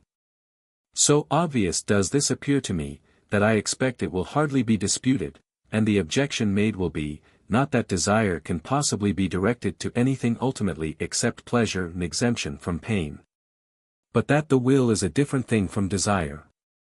That a person of confirmed virtue, or any other person whose purposes are fixed, carries out his purposes without any thought of the pleasure he has in contemplating them, or expects to derive from their fulfillment, and persists in acting on them, even though these pleasures are much diminished, by changes in his character or decay of his passive sensibilities, or are outweighed by the pains which the pursuit of the purposes may bring upon him. All this I fully admit, and have stated it elsewhere, as positively and emphatically as any one. Will, the active phenomenon, is a different thing from desire, the state of passive sensibility, and though originally an offshoot from it, may in time take root and detach itself from the parent stock. So much so, that in the case of an habitual purpose, instead of willing the thing because we desire it, we often desire it only because we will it. This, however, is but an instance of that familiar fact, the power of habit, and is nowise confined to the case of virtuous actions. Many indifferent things, which men originally did from a motive of some sort, they continue to do from habit. Sometimes this is done unconsciously, the consciousness coming only after the action, at other times with conscious volition, but volition which has become habitual, and is put into operation by the force of habit. In opposition perhaps to the deliberate preference, as often happens with those who have contracted habits of vicious or hurtful indulgence. Third and last comes the case in which the habitual act of will in the individual instance is not in contradiction to the general intention prevailing at other times, but in fulfillment of it. As in the case of the person of confirmed virtue, and of all who pursue deliberately and consistently any determinate end. The distinction between will and desire thus understood, is an authentic and highly important psychological fact. But the fact consists solely in this, that will, like all other parts of our constitution, is amenable to habit, and that we may will from habit what we no longer desire for itself, or desire only because we will it. It is not the less true that will, in the beginning, is entirely produced by desire, including in that term the repelling influence of pain as well as the attractive one of pleasure. Let us take into consideration, no longer the person who has a confirmed will to do right, but him in whom that virtuous will is still feeble, conquerable by temptation, and not to be fully relied on. By what means can it be strengthened? How can the will to be virtuous, where it does not exist in sufficient force, be implanted or awakened? Only by making the person desire virtue, by making him think of it in a pleasurable light, or of its absence in a painful one. It is by associating the doing right with pleasure, or the doing wrong with pain, or by eliciting and impressing and bringing home to the person's experience the pleasure naturally involved in the one or the pain in the other, that it is possible to call forth that will to be virtuous, which, when confirmed, acts without any thought of either pleasure or pain. Will is the child of desire, and passes out of the dominion of its parent only to come under that of habit. That which is the result of habit affords no presumption of being intrinsically good. And there would be no reason for wishing that the purpose of virtue should become independent of pleasure and pain. Were it not that the influence of the pleasurable and painful associations which prompt to virtue is not sufficiently to be depended on for unerring constancy of action until it has acquired the support of habit. Both in feeling and in conduct, habit is the only thing which imparts certainty. And it is because of the importance to others of being able to rely absolutely on one's feelings and conduct, and to oneself of being able to rely on one's own, that the will to do right ought to be cultivated into this habitual independence. In other words, this state of the will is a means to good, not intrinsically a good. And does not contradict the doctrine that nothing is a good to human beings but in so far as it is either itself pleasurable, or a means of attaining pleasure or averting pain. But if this doctrine be true, the principle of utility is proved. Whether it is so or not, must now be left to the consideration of the thoughtful reader. Chapter 5. On the connection between justice and utility. In all ages of speculation, one of the strongest obstacles to the reception of the doctrine that utility or happiness is the criterion of right and wrong, has been drawn from the idea of justice, the powerful sentiment. An apparently clear perception, which that word recalls with a rapidity and certainty resembling an instinct, have seemed to the majority of thinkers to point to an inherent quality in things. To show that the just must have an existence in nature as something absolute generically distinct from every variety of the expedient, and, in idea, opposed to it, though, as is commonly acknowledged, never, in the long run, disjoined from it in fact. In the case of this, as of our other moral sentiments, there is no necessary connection between the question of its origin, and that of its binding force. That a feeling is bestowed on us by nature, does not necessarily legitimate all its promptings. The feeling of justice might be a peculiar instinct, and might yet require, like our other instincts, to be controlled and enlightened by a higher reason. If we have intellectual instincts, leading us to judge in a particular way, as well as animal instincts that prompt us to act in a particular way, there is no necessity that the former should be more infallible in their sphere than the latter in theirs. It may as well happen that wrong judgments are occasionally suggested by those, as wrong actions by these.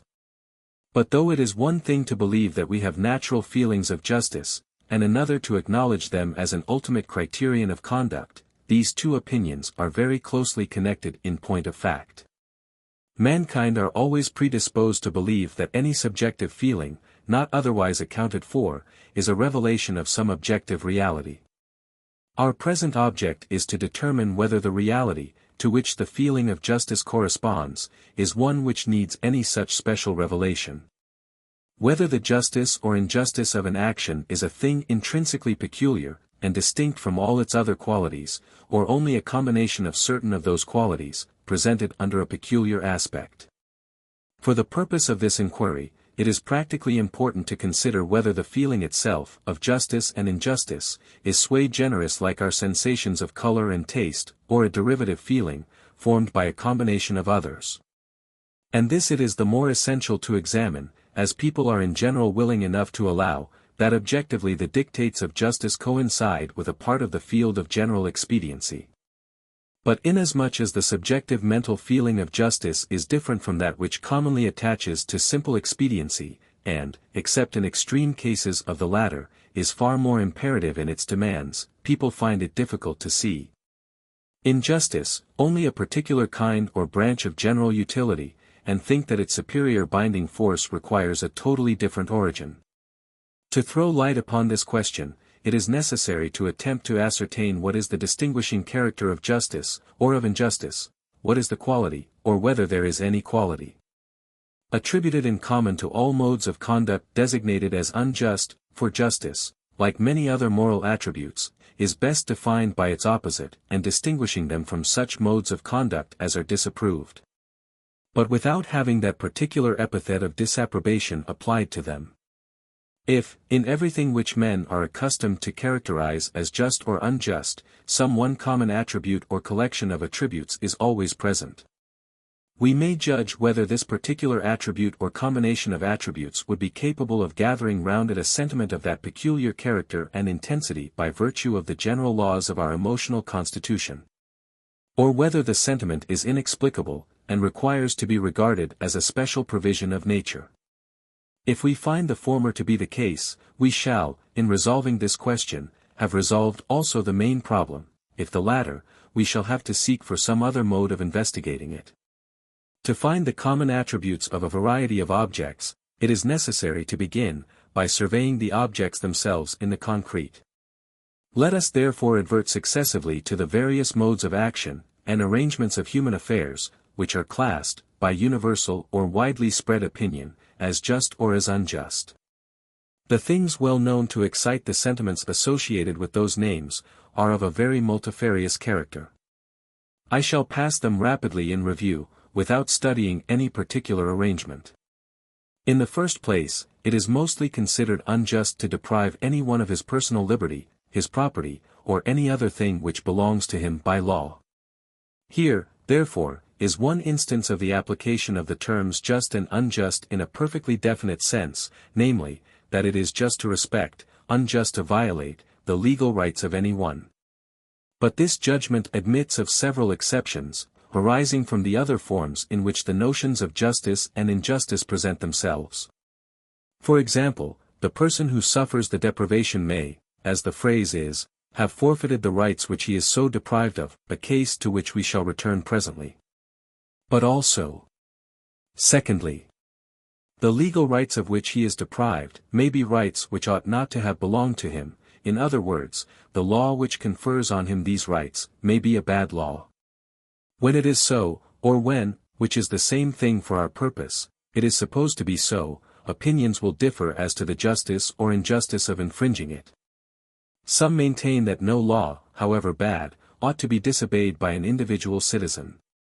That his opposition to it, if shown at all, should only be shown in endeavoring to get it altered by competent authority. This opinion, which condemns many of the most illustrious benefactors of mankind, and would often protect pernicious institutions against the only weapons which, in the state of things existing at the time, have any chance of succeeding against them, is defended, by those who hold it, on grounds of expediency. Principally on that of the importance, to the common interest of mankind, of maintaining inviolate the sentiment of submission to law. Other persons, again, hold the directly contrary opinion, that any law, judged to be bad, may blamelessly be disobeyed, even though it be not judged to be unjust, but only inexpedient. While others would confine the license of disobedience to the case of unjust laws, but again, some say, that all laws which are inexpedient are unjust. Since every law imposes some restriction on the natural liberty of mankind, which restriction is an injustice, unless legitimated by tending to their good. Among these diversities of opinion, it seems to be universally admitted that there may be unjust laws, and that law, consequently, is not the ultimate criterion of justice, but may give to one person a benefit, or impose on another an evil, which justice condemns.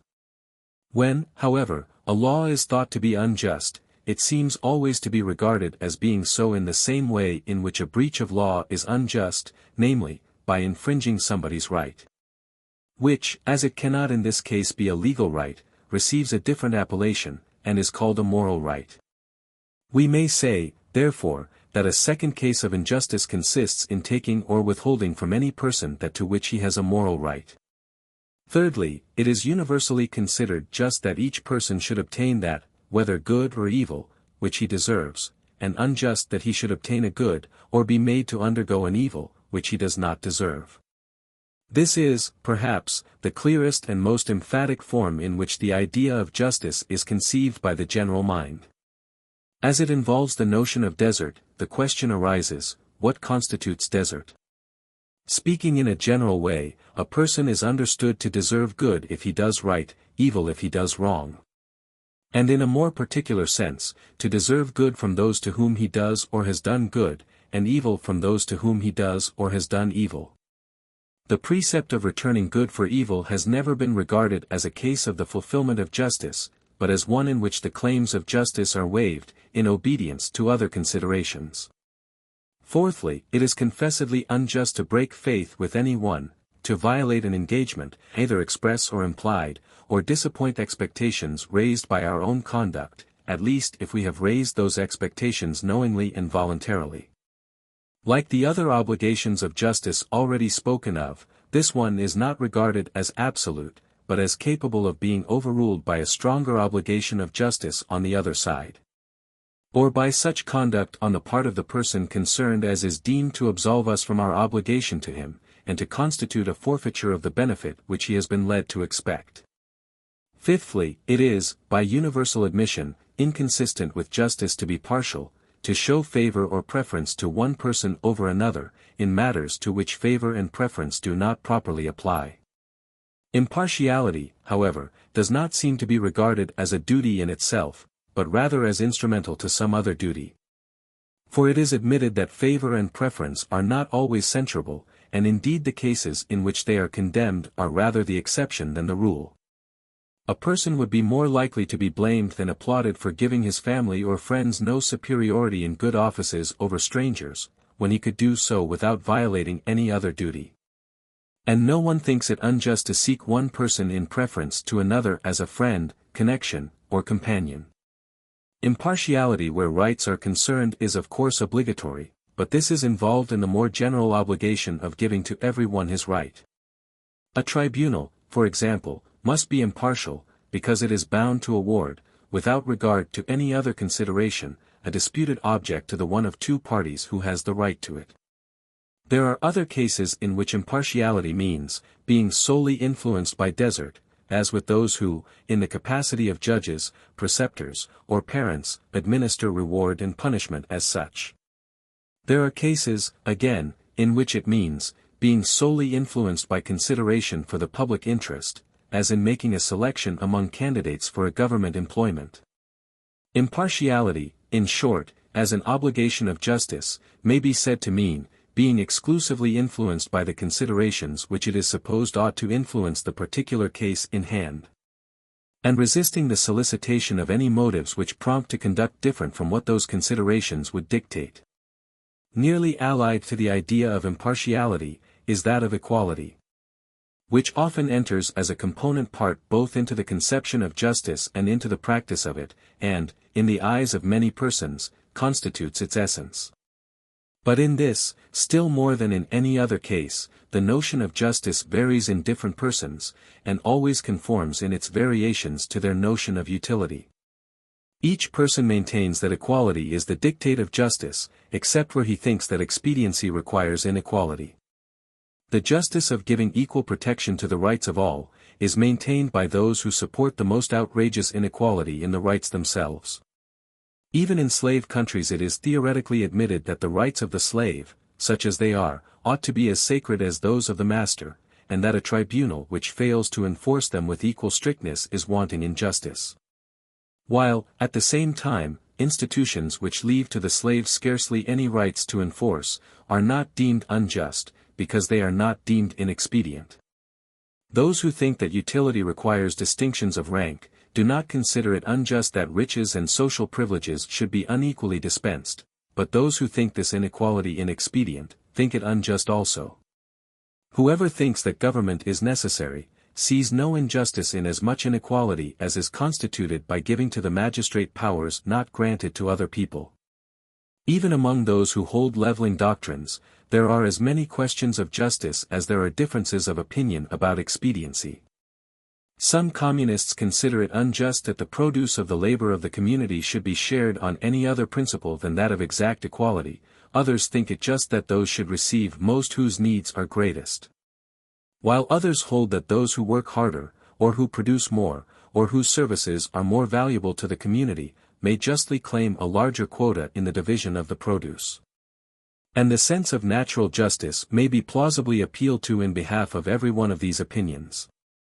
Among so many diverse applications of the term justice, which yet is not regarded as ambiguous, it is a matter of some difficulty to seize the mental link which holds them together, and on which the moral sentiment adhering to the term essentially depends.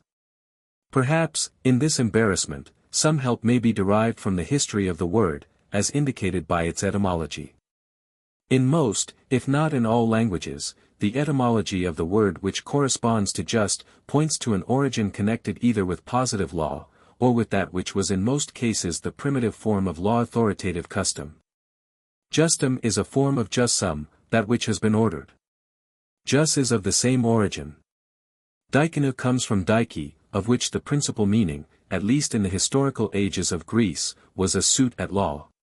Originally, indeed, it meant only the mode or manner of doing things, but it early came to mean the prescribed manner, that which the recognized authorities, patriarchal, judicial, or political, would enforce. Recht, from which came right and righteous, is synonymous with law. The original meaning, indeed, of recht did not point to law, but to physical straightness, as wrong in its Latin equivalence meant twisted or tortuous. And from this it is argued that right did not originally mean law, but on the contrary law meant right. But however this may be, the fact that recht and droit became restricted in their meaning to positive law, although much which is not required by law is equally necessary to moral straightness or rectitude, is as significant of the original character of moral ideas as if the derivation had been the reverse way. The courts of justice, the administration of justice, are the courts and the administration of law. La justice, in French, is the established term for judicature. There can, I think, be no doubt that the idée mère, the primitive element, in the formation of the notion of justice, was conformity to law. It constituted the entire idea among the Hebrews, up to the birth of Christianity. As might be expected in the case of a people whose laws attempted to embrace all subjects on which precepts were required, and who believed those laws to be a direct emanation from the Supreme Being.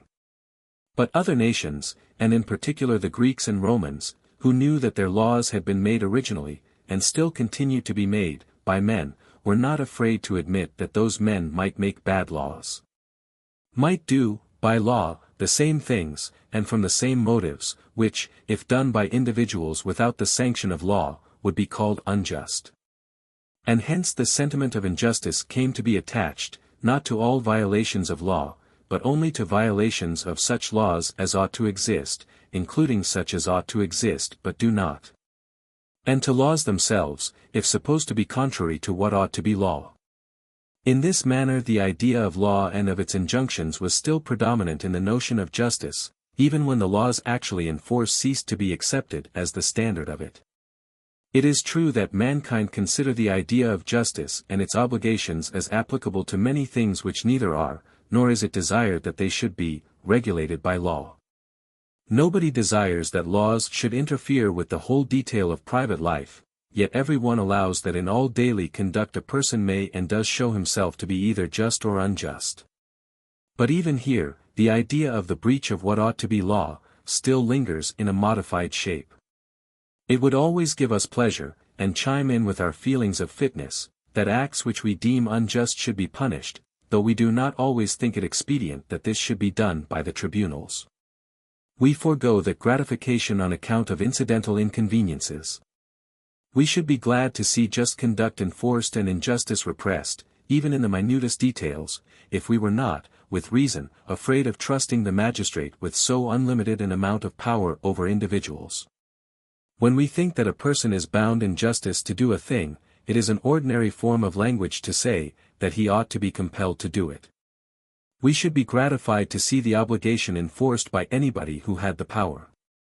If we see that its enforcement by law would be inexpedient, we lament the impossibility, we consider the impunity given to injustice as an evil, and strive to make amends for it by bringing a strong expression of our own and the public disapprobation to bear upon the offender.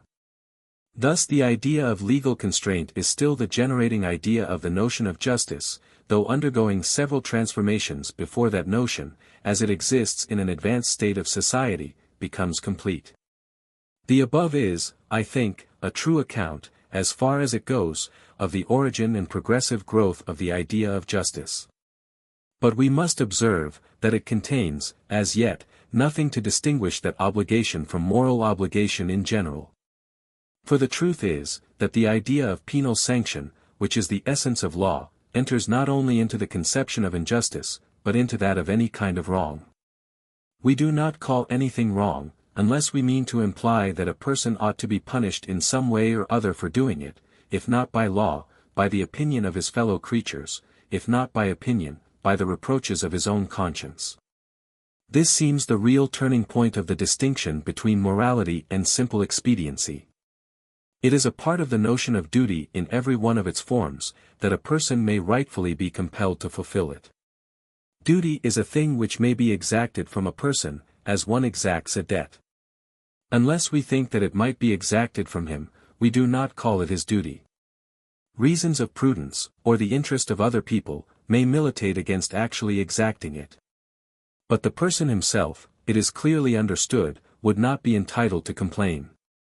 There are other things, on the contrary, which we wish that people should do, which we like or admire them for doing, perhaps dislike or despise them for not doing, but yet admit that they are not bound to do. It is not a case of moral obligation.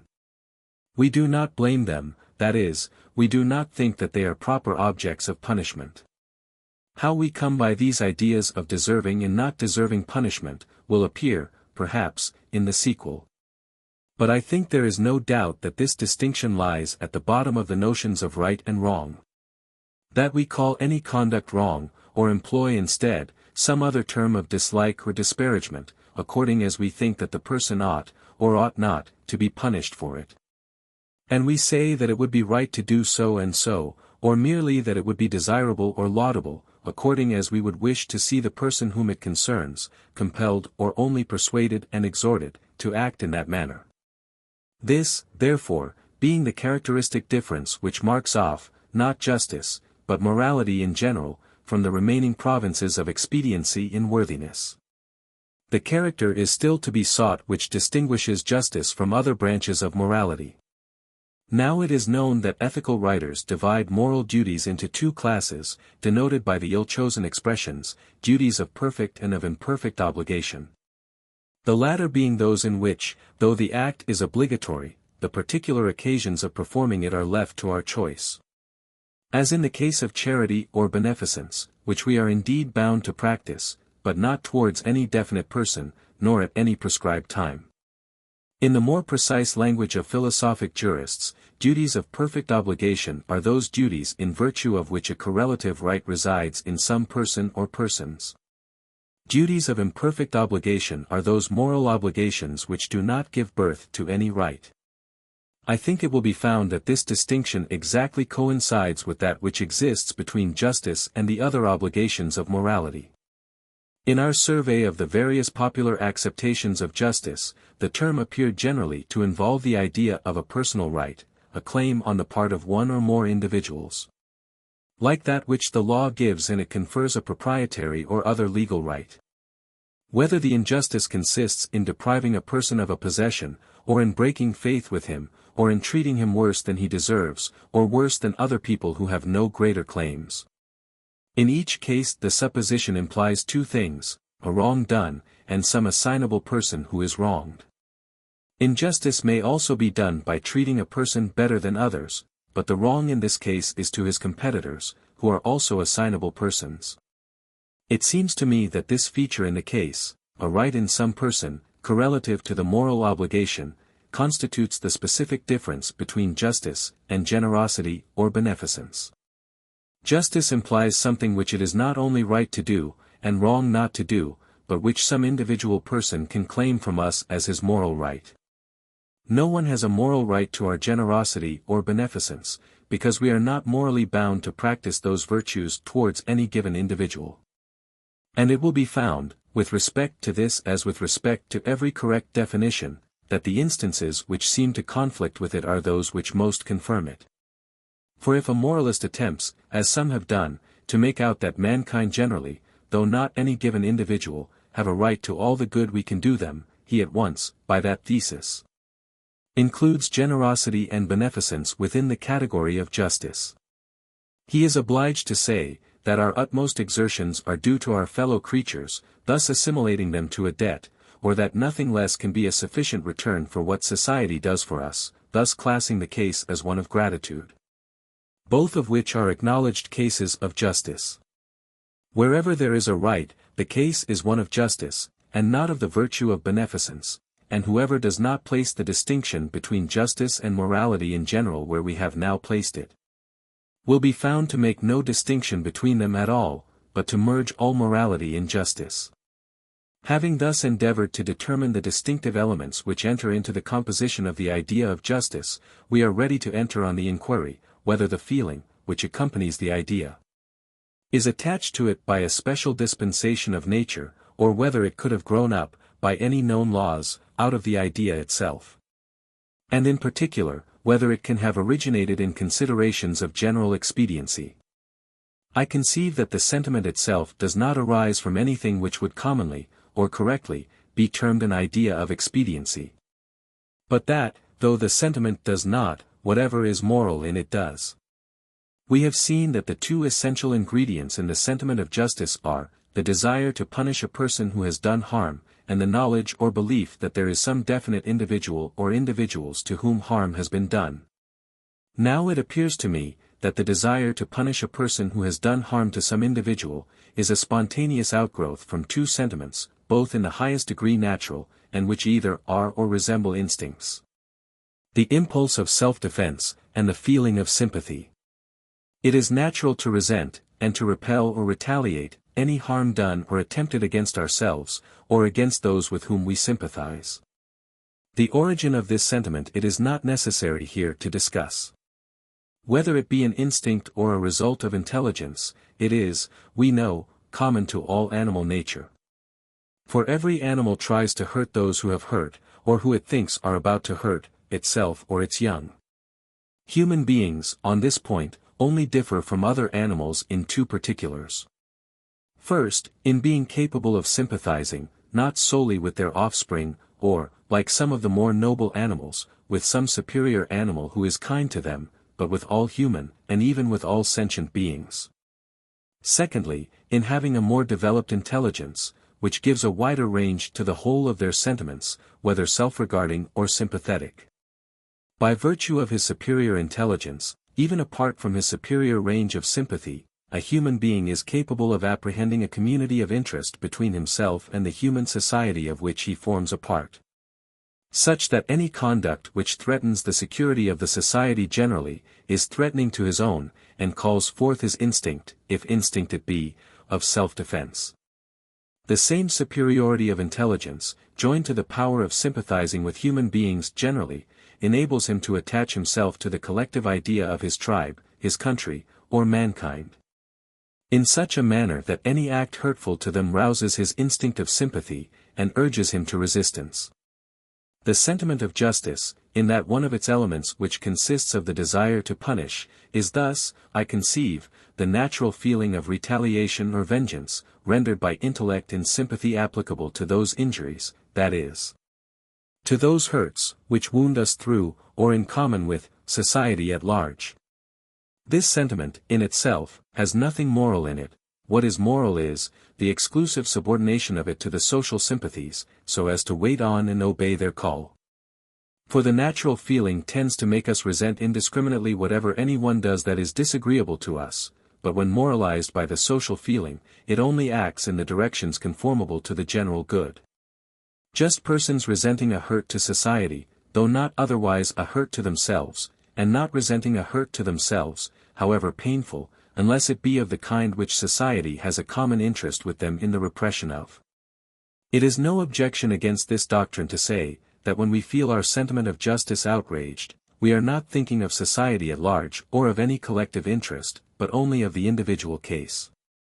It is common enough certainly, though the reverse of commendable, to feel resentment merely because we have suffered pain.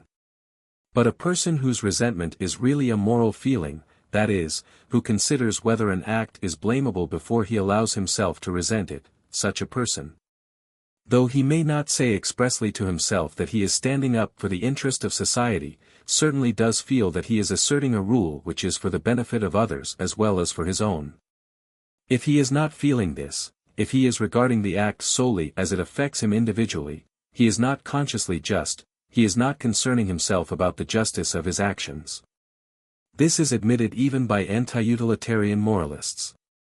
When Kant, as before remarked, propounds as the fundamental principle of morals, so act, that thy rule of conduct might be adopted as a law by all rational beings, he virtually acknowledges that the interest of mankind collectively, or at least of mankind indiscriminately, must be in the mind of the agent when conscientiously deciding on the morality of the act. Otherwise he uses words without a meaning, for that a rule even of utter selfishness could not possibly be adopted by all rational beings, that there is any insuperable obstacle in the nature of things to its adoption, cannot be even plausibly maintained. To give any meaning to Kant's principle, the sense put upon it must be, that we ought to shape our conduct by a rule which all rational beings might adopt with benefit to their collective interest. To recapitulate, the idea of justice supposes two things, a rule of conduct, and a sentiment which sanctions the rule. The first must be supposed common to all mankind, and intended for their good. The other, the sentiment, is a desire that punishment may be suffered by those who infringe the rule. There is involved, in addition, the conception of some definite person who suffers by the infringement, whose rights, to use the expression appropriated to the case, are violated by it. And the sentiment of justice appears to me to be, the animal desire to repel or retaliate a hurt or damage to oneself, or to those with whom one sympathizes, widened so as to include all persons, by the human capacity of enlarged sympathy, and the human conception of intelligent self-interest. From the latter elements, the feeling derives its morality, from the former, its peculiar impressiveness, and energy of self-assertion. I have, throughout, treated the idea of a right residing in the injured person, and violated by the injury, not as a separate element in the composition of the idea and sentiment, but as one of the forms in which the other two elements clothe themselves. These elements are, a hurt to some assignable person or persons on the one hand, and a demand for punishment on the other. An examination of our own minds, I think, will show, that these two things include all that we mean when we speak of violation of a right. When we call anything a person's right, we mean that he has a valid claim on society to protect him in the possession of it, either by the force of law, or by that of education and opinion. If he has what we consider a sufficient claim, on whatever account, to have something guaranteed to him by society, we say that he has a right to it. If we desire to prove that anything does not belong to him by right, we think this done as soon as it is admitted that society ought not to take measures for securing it to him, but should leave it to chance, or to his own exertions. Thus, a person is said to have a right to what he can earn in fair professional competition, because society ought not to allow any other person to hinder him from endeavoring to earn in that manner as much as he can. But he has not a right to 300 a year, though he may happen to be earning it, because society is not called on to provide that he shall earn that sum.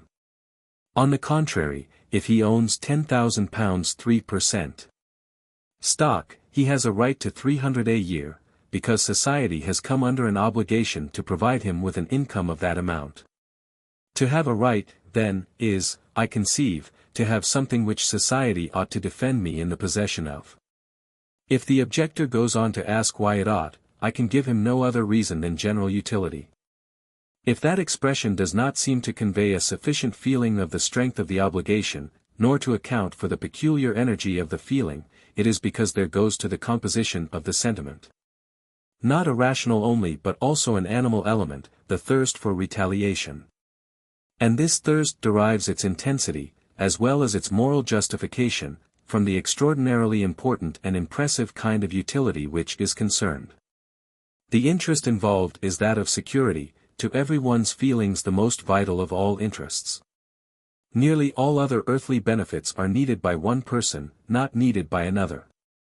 And many of them can, if necessary, be cheerfully foregone, or replaced by something else, but security no human being can possibly do without. On it we depend for all our immunity from evil, and for the whole value of all and every good, beyond the passing moment. Since nothing but the gratification of the instant could be of any worth to us, if we could be deprived of everything the next instant by whoever was momentarily stronger than ourselves. Now this most indispensable of all necessaries, after physical nutriment, cannot be had, unless the machinery for providing it is kept unintermittedly in active play. Our notion, therefore, of the claim we have on our fellow creatures to join in making safe for us the very groundwork of our existence, gathers feelings round it so much more intense than those concerned in any of the more common cases of utility, that the difference in degree, as is often the case in psychology, becomes a real difference in kind. The claim assumes that character of absoluteness, that apparent infinity, and incommensurability with all other considerations, which constitute the distinction between the feeling of right and wrong and that of ordinary expediency and inexpediency. The feelings concerned are so powerful, and we count so positively on finding a responsive feeling in others, all being alike interested, that ought and should grow into must, and recognized indispensability becomes a moral necessity. Analogous to physical, and often not inferior to it in binding force. If the preceding analysis, or something resembling it, be not the correct account of the notion of justice, if justice be totally independent of utility, and be a standard per se, which the mind can recognize by simple introspection of itself, it is hard to understand why that internal oracle is so ambiguous, and why so many things appear either just or unjust, according to the light in which they are regarded. We are continually informed that utility is an uncertain standard, which every different person interprets differently, and that there is no safety but in the immutable, ineffaceable, and unmistakable dictates of justice, which carry their evidence in themselves, and are independent of the fluctuations of opinion. One would suppose from this that on questions of justice there could be no controversy, that if we take that for our rule, its application to any given case could leave us in as little doubt as a mathematical demonstration. So far is this from being the fact, that there is as much difference of opinion, and as fierce discussion, about what is just, as about what is useful to society. Not only have different nations and individuals different notions of justice, but, in the mind of one and the same individual, justice is not some one rule, principle, or maxim, but many, which do not always coincide in their dictates. And in choosing between which, he is guided either by some extraneous standard, or by his own personal predilections. For instance, there are some who say, that it is unjust to punish any one for the sake of example to others, that punishment is just, only when intended for the good of the sufferer himself.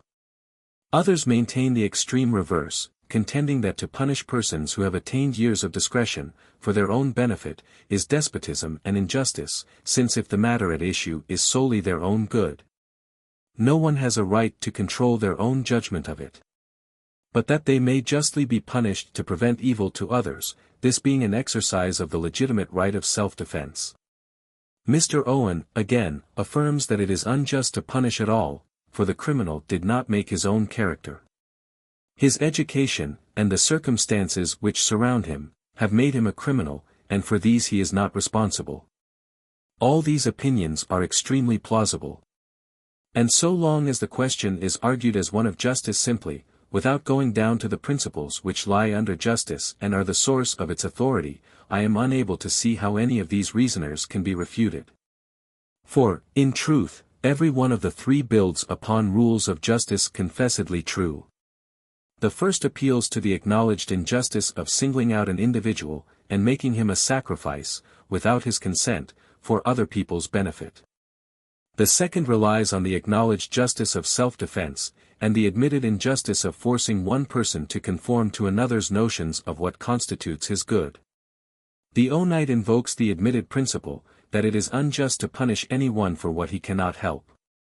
Each is triumphant so long as he is not compelled to take into consideration any other maxims of justice than the one he has selected.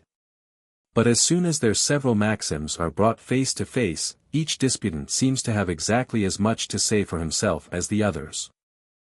No one of them can carry out his own notion of justice without trampling upon another equally binding. These are difficulties, they have always been felt to be such, and many devices have been invented to turn rather than to overcome them. As a refuge from the last of the three, men imagined what they called the freedom of the will. Fancying that they could not justify punishing a man whose will is in a thoroughly hateful state, unless it be supposed to have come into that state through no influence of anterior circumstances. To escape from the other difficulties, a favorite contrivance has been the fiction of a contract, whereby at some unknown period all the members of society engaged to obey the laws, and consented to be punished for any disobedience to them. Thereby giving to their legislators the right, which it is assumed they would not otherwise have had, of punishing them either for their own good or for that of society. This happy thought was considered to get rid of the whole difficulty, and to legitimate the infliction of punishment, in virtue of another received maxim of justice, volenti non fit injuria. That is not unjust which is done with the consent of the person who is supposed to be hurt by it. I need hardly remark, that even if the consent were not a mere fiction, this maxim is not superior in authority to the others which it is brought in to supersede. It is, on the contrary, an instructive specimen of the loose and irregular manner in which supposed principles of justice grow up. This particular one evidently came into use as a help to the coarse exigencies of courts of law, which are sometimes obliged to be content with very uncertain presumptions. On account of the greater evils which would often arise from any attempt on their part to cut finer. But even courts of law are not able to adhere consistently to the maxim, for they allow voluntary engagements to be set aside on the ground of fraud, and sometimes on that of mere mistake or misinformation. Again, when the legitimacy of inflicting punishment is admitted, how many conflicting conceptions of justice come to light in discussing the proper apportionment of punishment to offenses. No rule on this subject recommends itself so strongly to the primitive and spontaneous sentiment of justice, as the lex talionis, an eye for an eye and a tooth for a tooth. Though this principle of the Jewish and of the Mohammedan law has been generally abandoned in Europe as a practical maxim, there is, I suspect, in most minds, a secret hankering after it. And when retribution accidentally falls on an offender in that precise shape, the general feeling of satisfaction evinced, bears witness how natural is the sentiment to which this repayment in kind is acceptable. With many the test of justice in penal infliction is that the punishment should be proportioned to the offense.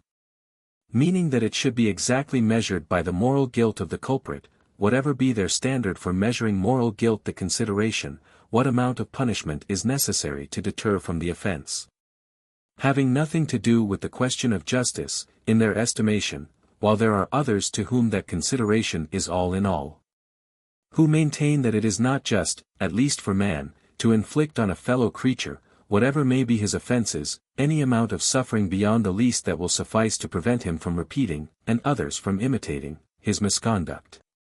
To take another example from a subject already once referred to. In a cooperative industrial association, is it just or not that talent or skill should give a title to superior remuneration? On the negative side of the question it is argued, that whoever does the best he can, deserves equally well, and ought not in justice to be put in a position of inferiority for no fault of his own. That superior abilities have already advantages more than enough, in the admiration they excite, the personal influence they command, and the internal sources of satisfaction attending them. Without adding to these a superior share of the world's goods. And that society is bound in justice rather to make compensation to the less favored, for this unmerited inequality of advantages, than to aggravate it. On the contrary side, it is contended, that society receives more from the more efficient labor, that his services being more useful, society owes him a larger return for them. That a greater share of the joint result is actually his work, and not to allow his claim to it is a kind of robbery. That if he is only to receive as much as others, he can only be justly required to produce as much, and to give a smaller amount of time and exertion, proportioned to his superior efficiency. Who shall decide between these appeals to conflicting principles of justice? Justice has in this case two sides to it, which it is impossible to bring into harmony, and the two disputants have chosen opposite sides.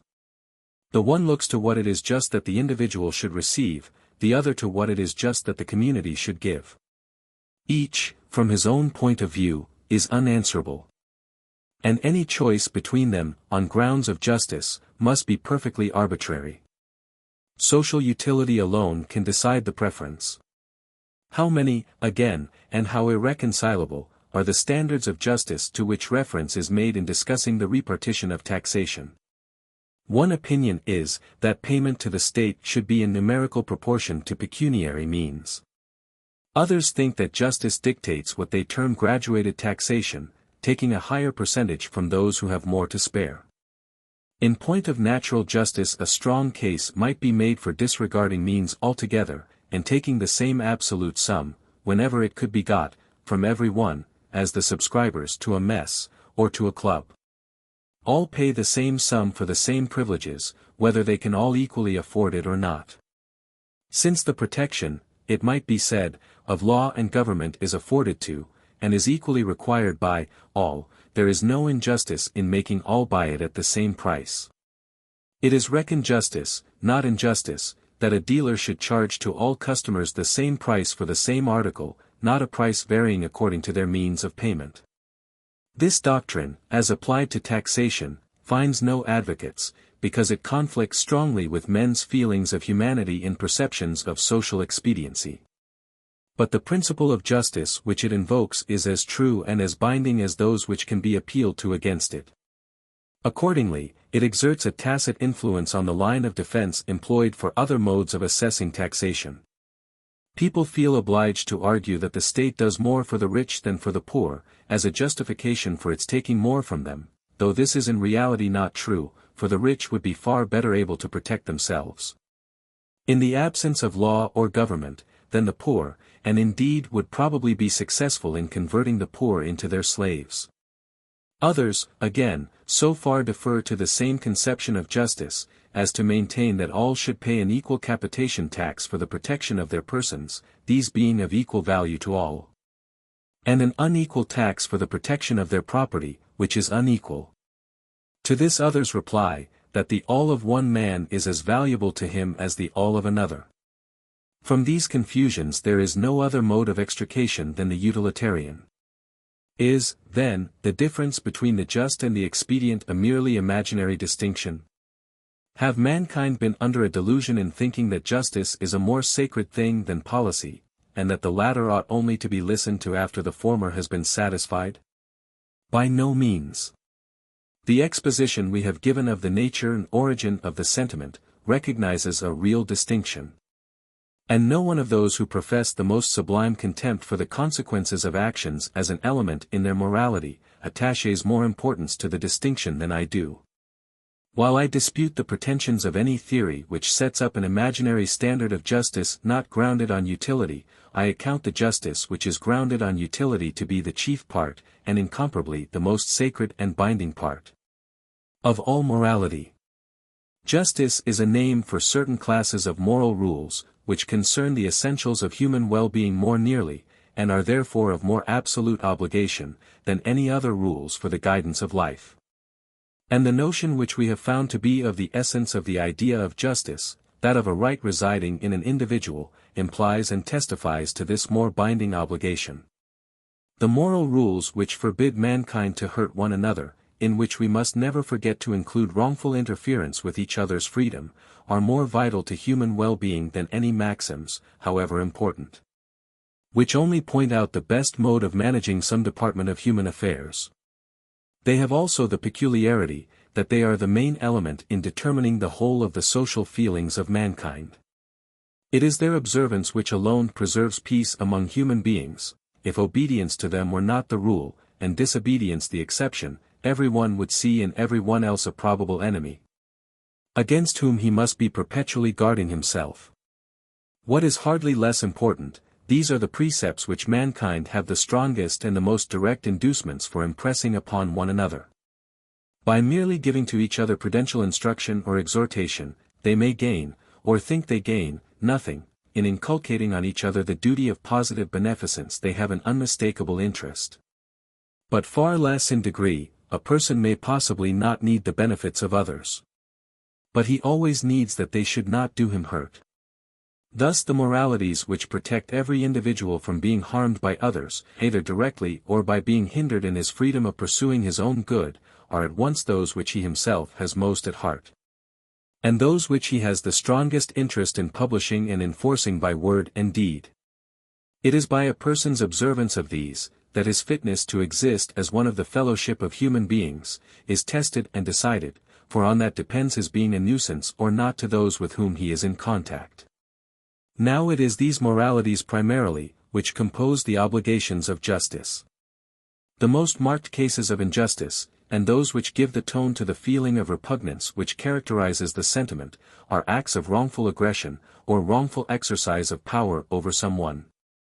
The next are those which consist in wrongfully withholding from him something which is his due. In both cases, inflicting on him a positive hurt, either in the form of direct suffering, or of the privation of some good which he had reasonable ground, either of a physical or of a social kind, for counting upon. The same powerful motives which command the observance of these primary moralities, enjoin the punishment of those who violate them. And as the impulses of self-defense, of defense of others, and of vengeance, are all called forth against such persons, retribution, or evil for evil, becomes closely connected with the sentiment of justice, and is universally included in the idea. Good for good is also one of the dictates of justice. And this, though its social utility is evident, and though it carries with it a natural human feeling, has not at first sight that obvious connection with hurt or injury, which, existing in the most elementary cases of just and unjust, is the source of the characteristic intensity of the sentiment. But the connection, though less obvious, is not less real. He who accepts benefits, and denies a return of them when needed, inflicts a real hurt, by disappointing one of the most natural and reasonable of expectations, and one which he must at least tacitly have encouraged. Otherwise the benefits would seldom have been conferred. The important rank, among human evils and wrongs, of the disappointment of expectation, is shown in the fact that it constitutes the principal criminality of two such highly immoral acts as a breach of friendship and a breach of promise. Few hurts which human beings can sustain are greater, and none wound more, than when that on which they habitually and with full assurance relied, fails them in the hour of need, and few wrongs are greater than this mere withholding of good. None excite more resentment, either in the person suffering, or in a sympathizing spectator. The principle, therefore, of giving to each what they deserve, that is, good for good as well as evil for evil, is not only included within the idea of justice as we have defined it, but is a proper object of that intensity of sentiment which places the just, in human estimation, above the simply expedient. Most of the maxims of justice current in the world, and commonly appealed to in its transactions, are simply instrumental to carrying into effect the principles of justice which we have now spoken of. That a person is only responsible for what he has done voluntarily, or could voluntarily have avoided, that it is unjust to condemn any person unheard, that the punishment ought to be proportioned to the offense, and the like, are maxims intended to prevent the just principle of evil for evil from being perverted to the infliction of evil without that justification. The greater part of these common maxims have come into use from the practice of courts of justice, which have been naturally led to a more complete recognition and elaboration than was likely to suggest itself to others, of the rules necessary to enable them to fulfill their double function, of inflicting punishment when due, and of awarding to each person his right. That first of judicial virtues, impartiality, is an obligation of justice, partly for the reason last mentioned, as being a necessary condition of the fulfillment of the other obligations of justice. But this is not the only source of the exalted rank, among human obligations, of those maxims of equality and impartiality, which, both in popular estimation and in that of the most enlightened, are included among the precepts of justice. In one point of view, they may be considered as corollaries from the principles already laid down. If it is a duty to do to each according to his deserts, returning good for good as well as repressing evil by evil, it necessarily follows that we should treat all equally well, when no higher duty forbids, who have deserved equally well of us. And that society should treat all equally well who have deserved equally well of it, that is, who have deserved equally well absolutely. This is the highest abstract standard of social and distributive justice, towards which all institutions, and the efforts of all virtuous citizens, should be made in the utmost possible degree to converge. But this great moral duty rests upon a still deeper foundation, being a direct emanation from the first principle of morals, and not a mere logical corollary from secondary or derivative doctrines. It is involved in the very meaning of utility, or the greatest happiness principle. That principle is a mere form of words without rational signification, unless one person's happiness, supposed equal in degree, with the proper allowance made for kind, is counted for exactly as much as another's. Those conditions being supplied, Bentham's dictum, everybody to count for one, nobody for more than one, might be written under the principle of utility as an explanatory commentary. The equal claim of everybody to happiness in the estimation of the moralist and the legislator, involves an equal claim to all the means of happiness, except in so far as the inevitable conditions of human life, and the general interest, in which that of every individual is included, set limits to the maxim. And those limits ought to be strictly construed. As every other maxim of justice, so this, is by no means applied or held applicable universally, on the contrary, as I have already remarked, it bends to every person's ideas of social expediency. But in whatever case it is deemed applicable at all, it is held to be the dictate of justice. All persons are deemed to have a right to equality of treatment, except when some recognized social expediency requires the reverse. And hence all social inequalities which have ceased to be considered expedient, assume the character not of simple inexpediency, but of injustice, and appear so tyrannical, that people are apt to wonder how they ever could have been tolerated. Forgetful that they themselves perhaps tolerate other inequalities under an equally mistaken notion of expediency, the correction of which would make that which they approve seem quite as monstrous as what they have at last learnt to condemn. The entire history of social improvement has been a series of transitions, by which one custom or institution after another, from being a supposed primary necessity of social existence, has passed into the rank of an universally stigmatized injustice and tyranny. So it has been with the distinctions of slaves and freemen, nobles and serfs, patricians and plebeians, and so it will be, and in part already is, with the aristocracies of color, race, and sex. It appears from what has been said, that justice is a name for certain moral requirements, which, regarded collectively, stand higher in the scale of social utility, and are therefore of more paramount obligation, than any others. Though particular cases may occur in which some other social duty is so important, as to overrule any one of the general maxims of justice. Thus, to save a life, it may not only be allowable, but a duty, to steal, or take by force, the necessary food or medicine, or to kidnap, and compel to officiate, the only qualified medical practitioner.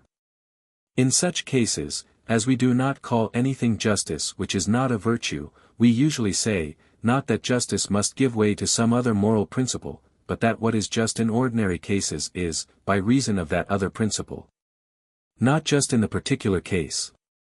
By this useful accommodation of language, the character of indefeasibility attributed to justice is kept up, and we are saved from the necessity of maintaining that there can be laudable injustice. The considerations which have now been adduced resolve, I conceive, the only real difficulty in the utilitarian theory of morals. It has always been evident that all cases of justice are also cases of expediency. The difference is in the peculiar sentiment which attaches to the former, as contradistinguished from the latter. If this characteristic sentiment has been sufficiently accounted for, if there is no necessity to assume for it any peculiarity of origin. If it is simply the natural feeling of resentment, moralized by being made coextensive with the demands of social good, and if this feeling not only does but ought to exist in all the classes of cases to which the idea of justice corresponds, that idea no longer presents itself as a stumbling block to the utilitarian ethics. Justice remains the appropriate name for certain social utilities which are vastly more important, and therefore more absolute and imperative, than any others are as a class, though not more so than others may be in particular cases. And which, therefore, ought to be, as well as naturally are, guarded by a sentiment not only different in degree, but also in kind. Distinguished from the milder feeling which attaches to the mere idea of promoting human pleasure or convenience, at once by the more definite nature of its commands, and by the sterner character of its sanctions. The end. Footnotes. See this point enforced and illustrated by Professor Bain, in an admirable chapter, entitled The Ethical Emotions, or the Moral Sense, of the second of the two treatises composing his elaborate and profound work on the mind. This implication, in the first principle of the utilitarian scheme, of perfect impartiality between persons, is regarded by Mr. Herbert Spencer, in his Social Statics, as a disproof of the pretensions of utility to be a sufficient guide to right. Since, he says, the principle of utility presupposes the anterior principle, that everybody has an equal right to happiness. It may be more correctly described as supposing that equal amounts of happiness are equally desirable, whether felt by the same or by different persons. This, however, is not a presupposition. Not a premise needful to support the principle of utility, but the very principle itself, for what is the principle of utility, if it be not that happiness and desirable are synonymous terms? If there is any anterior principle implied, it can be no other than this, that the truths of arithmetic are applicable to the valuation of happiness, as of all other measurable quantities. Mr. Herbert Spencer, in a private communication on the subject of the preceding note, objects to being considered an opponent of utilitarianism, and states that he regards happiness as the ultimate end of morality, but deems that end only partially attainable by empirical generalizations from the observed results of conduct, and completely attainable only by deducing, from the laws of life and the conditions of existence, what kinds of action necessarily tend to produce happiness, and what kinds to produce unhappiness. With the exception of the word necessarily, I have no dissent to express from this doctrine, and, omitting that word, I am not aware that any modern advocate of utilitarianism is of a different opinion. Bentham, certainly, to whom in the Social Statics Mr. Spencer particularly referred, is, least of all writers, chargeable with unwillingness to deduce the effect of actions on happiness from the laws of human nature and the universal conditions of human life. The common charge against him is of relying too exclusively upon such deductions, and declining altogether to be bound by the generalizations from specific experience which Mr. Spencer thinks that utilitarians generally confine themselves to. My own opinion, and, as I collect, Mr. Spencer's, is, that in ethics, as in all other branches of scientific study, the consilience of the results of both these processes, each corroborating and verifying the other, is requisite to give to any general proposition the kind and degree of evidence which constitutes scientific proof.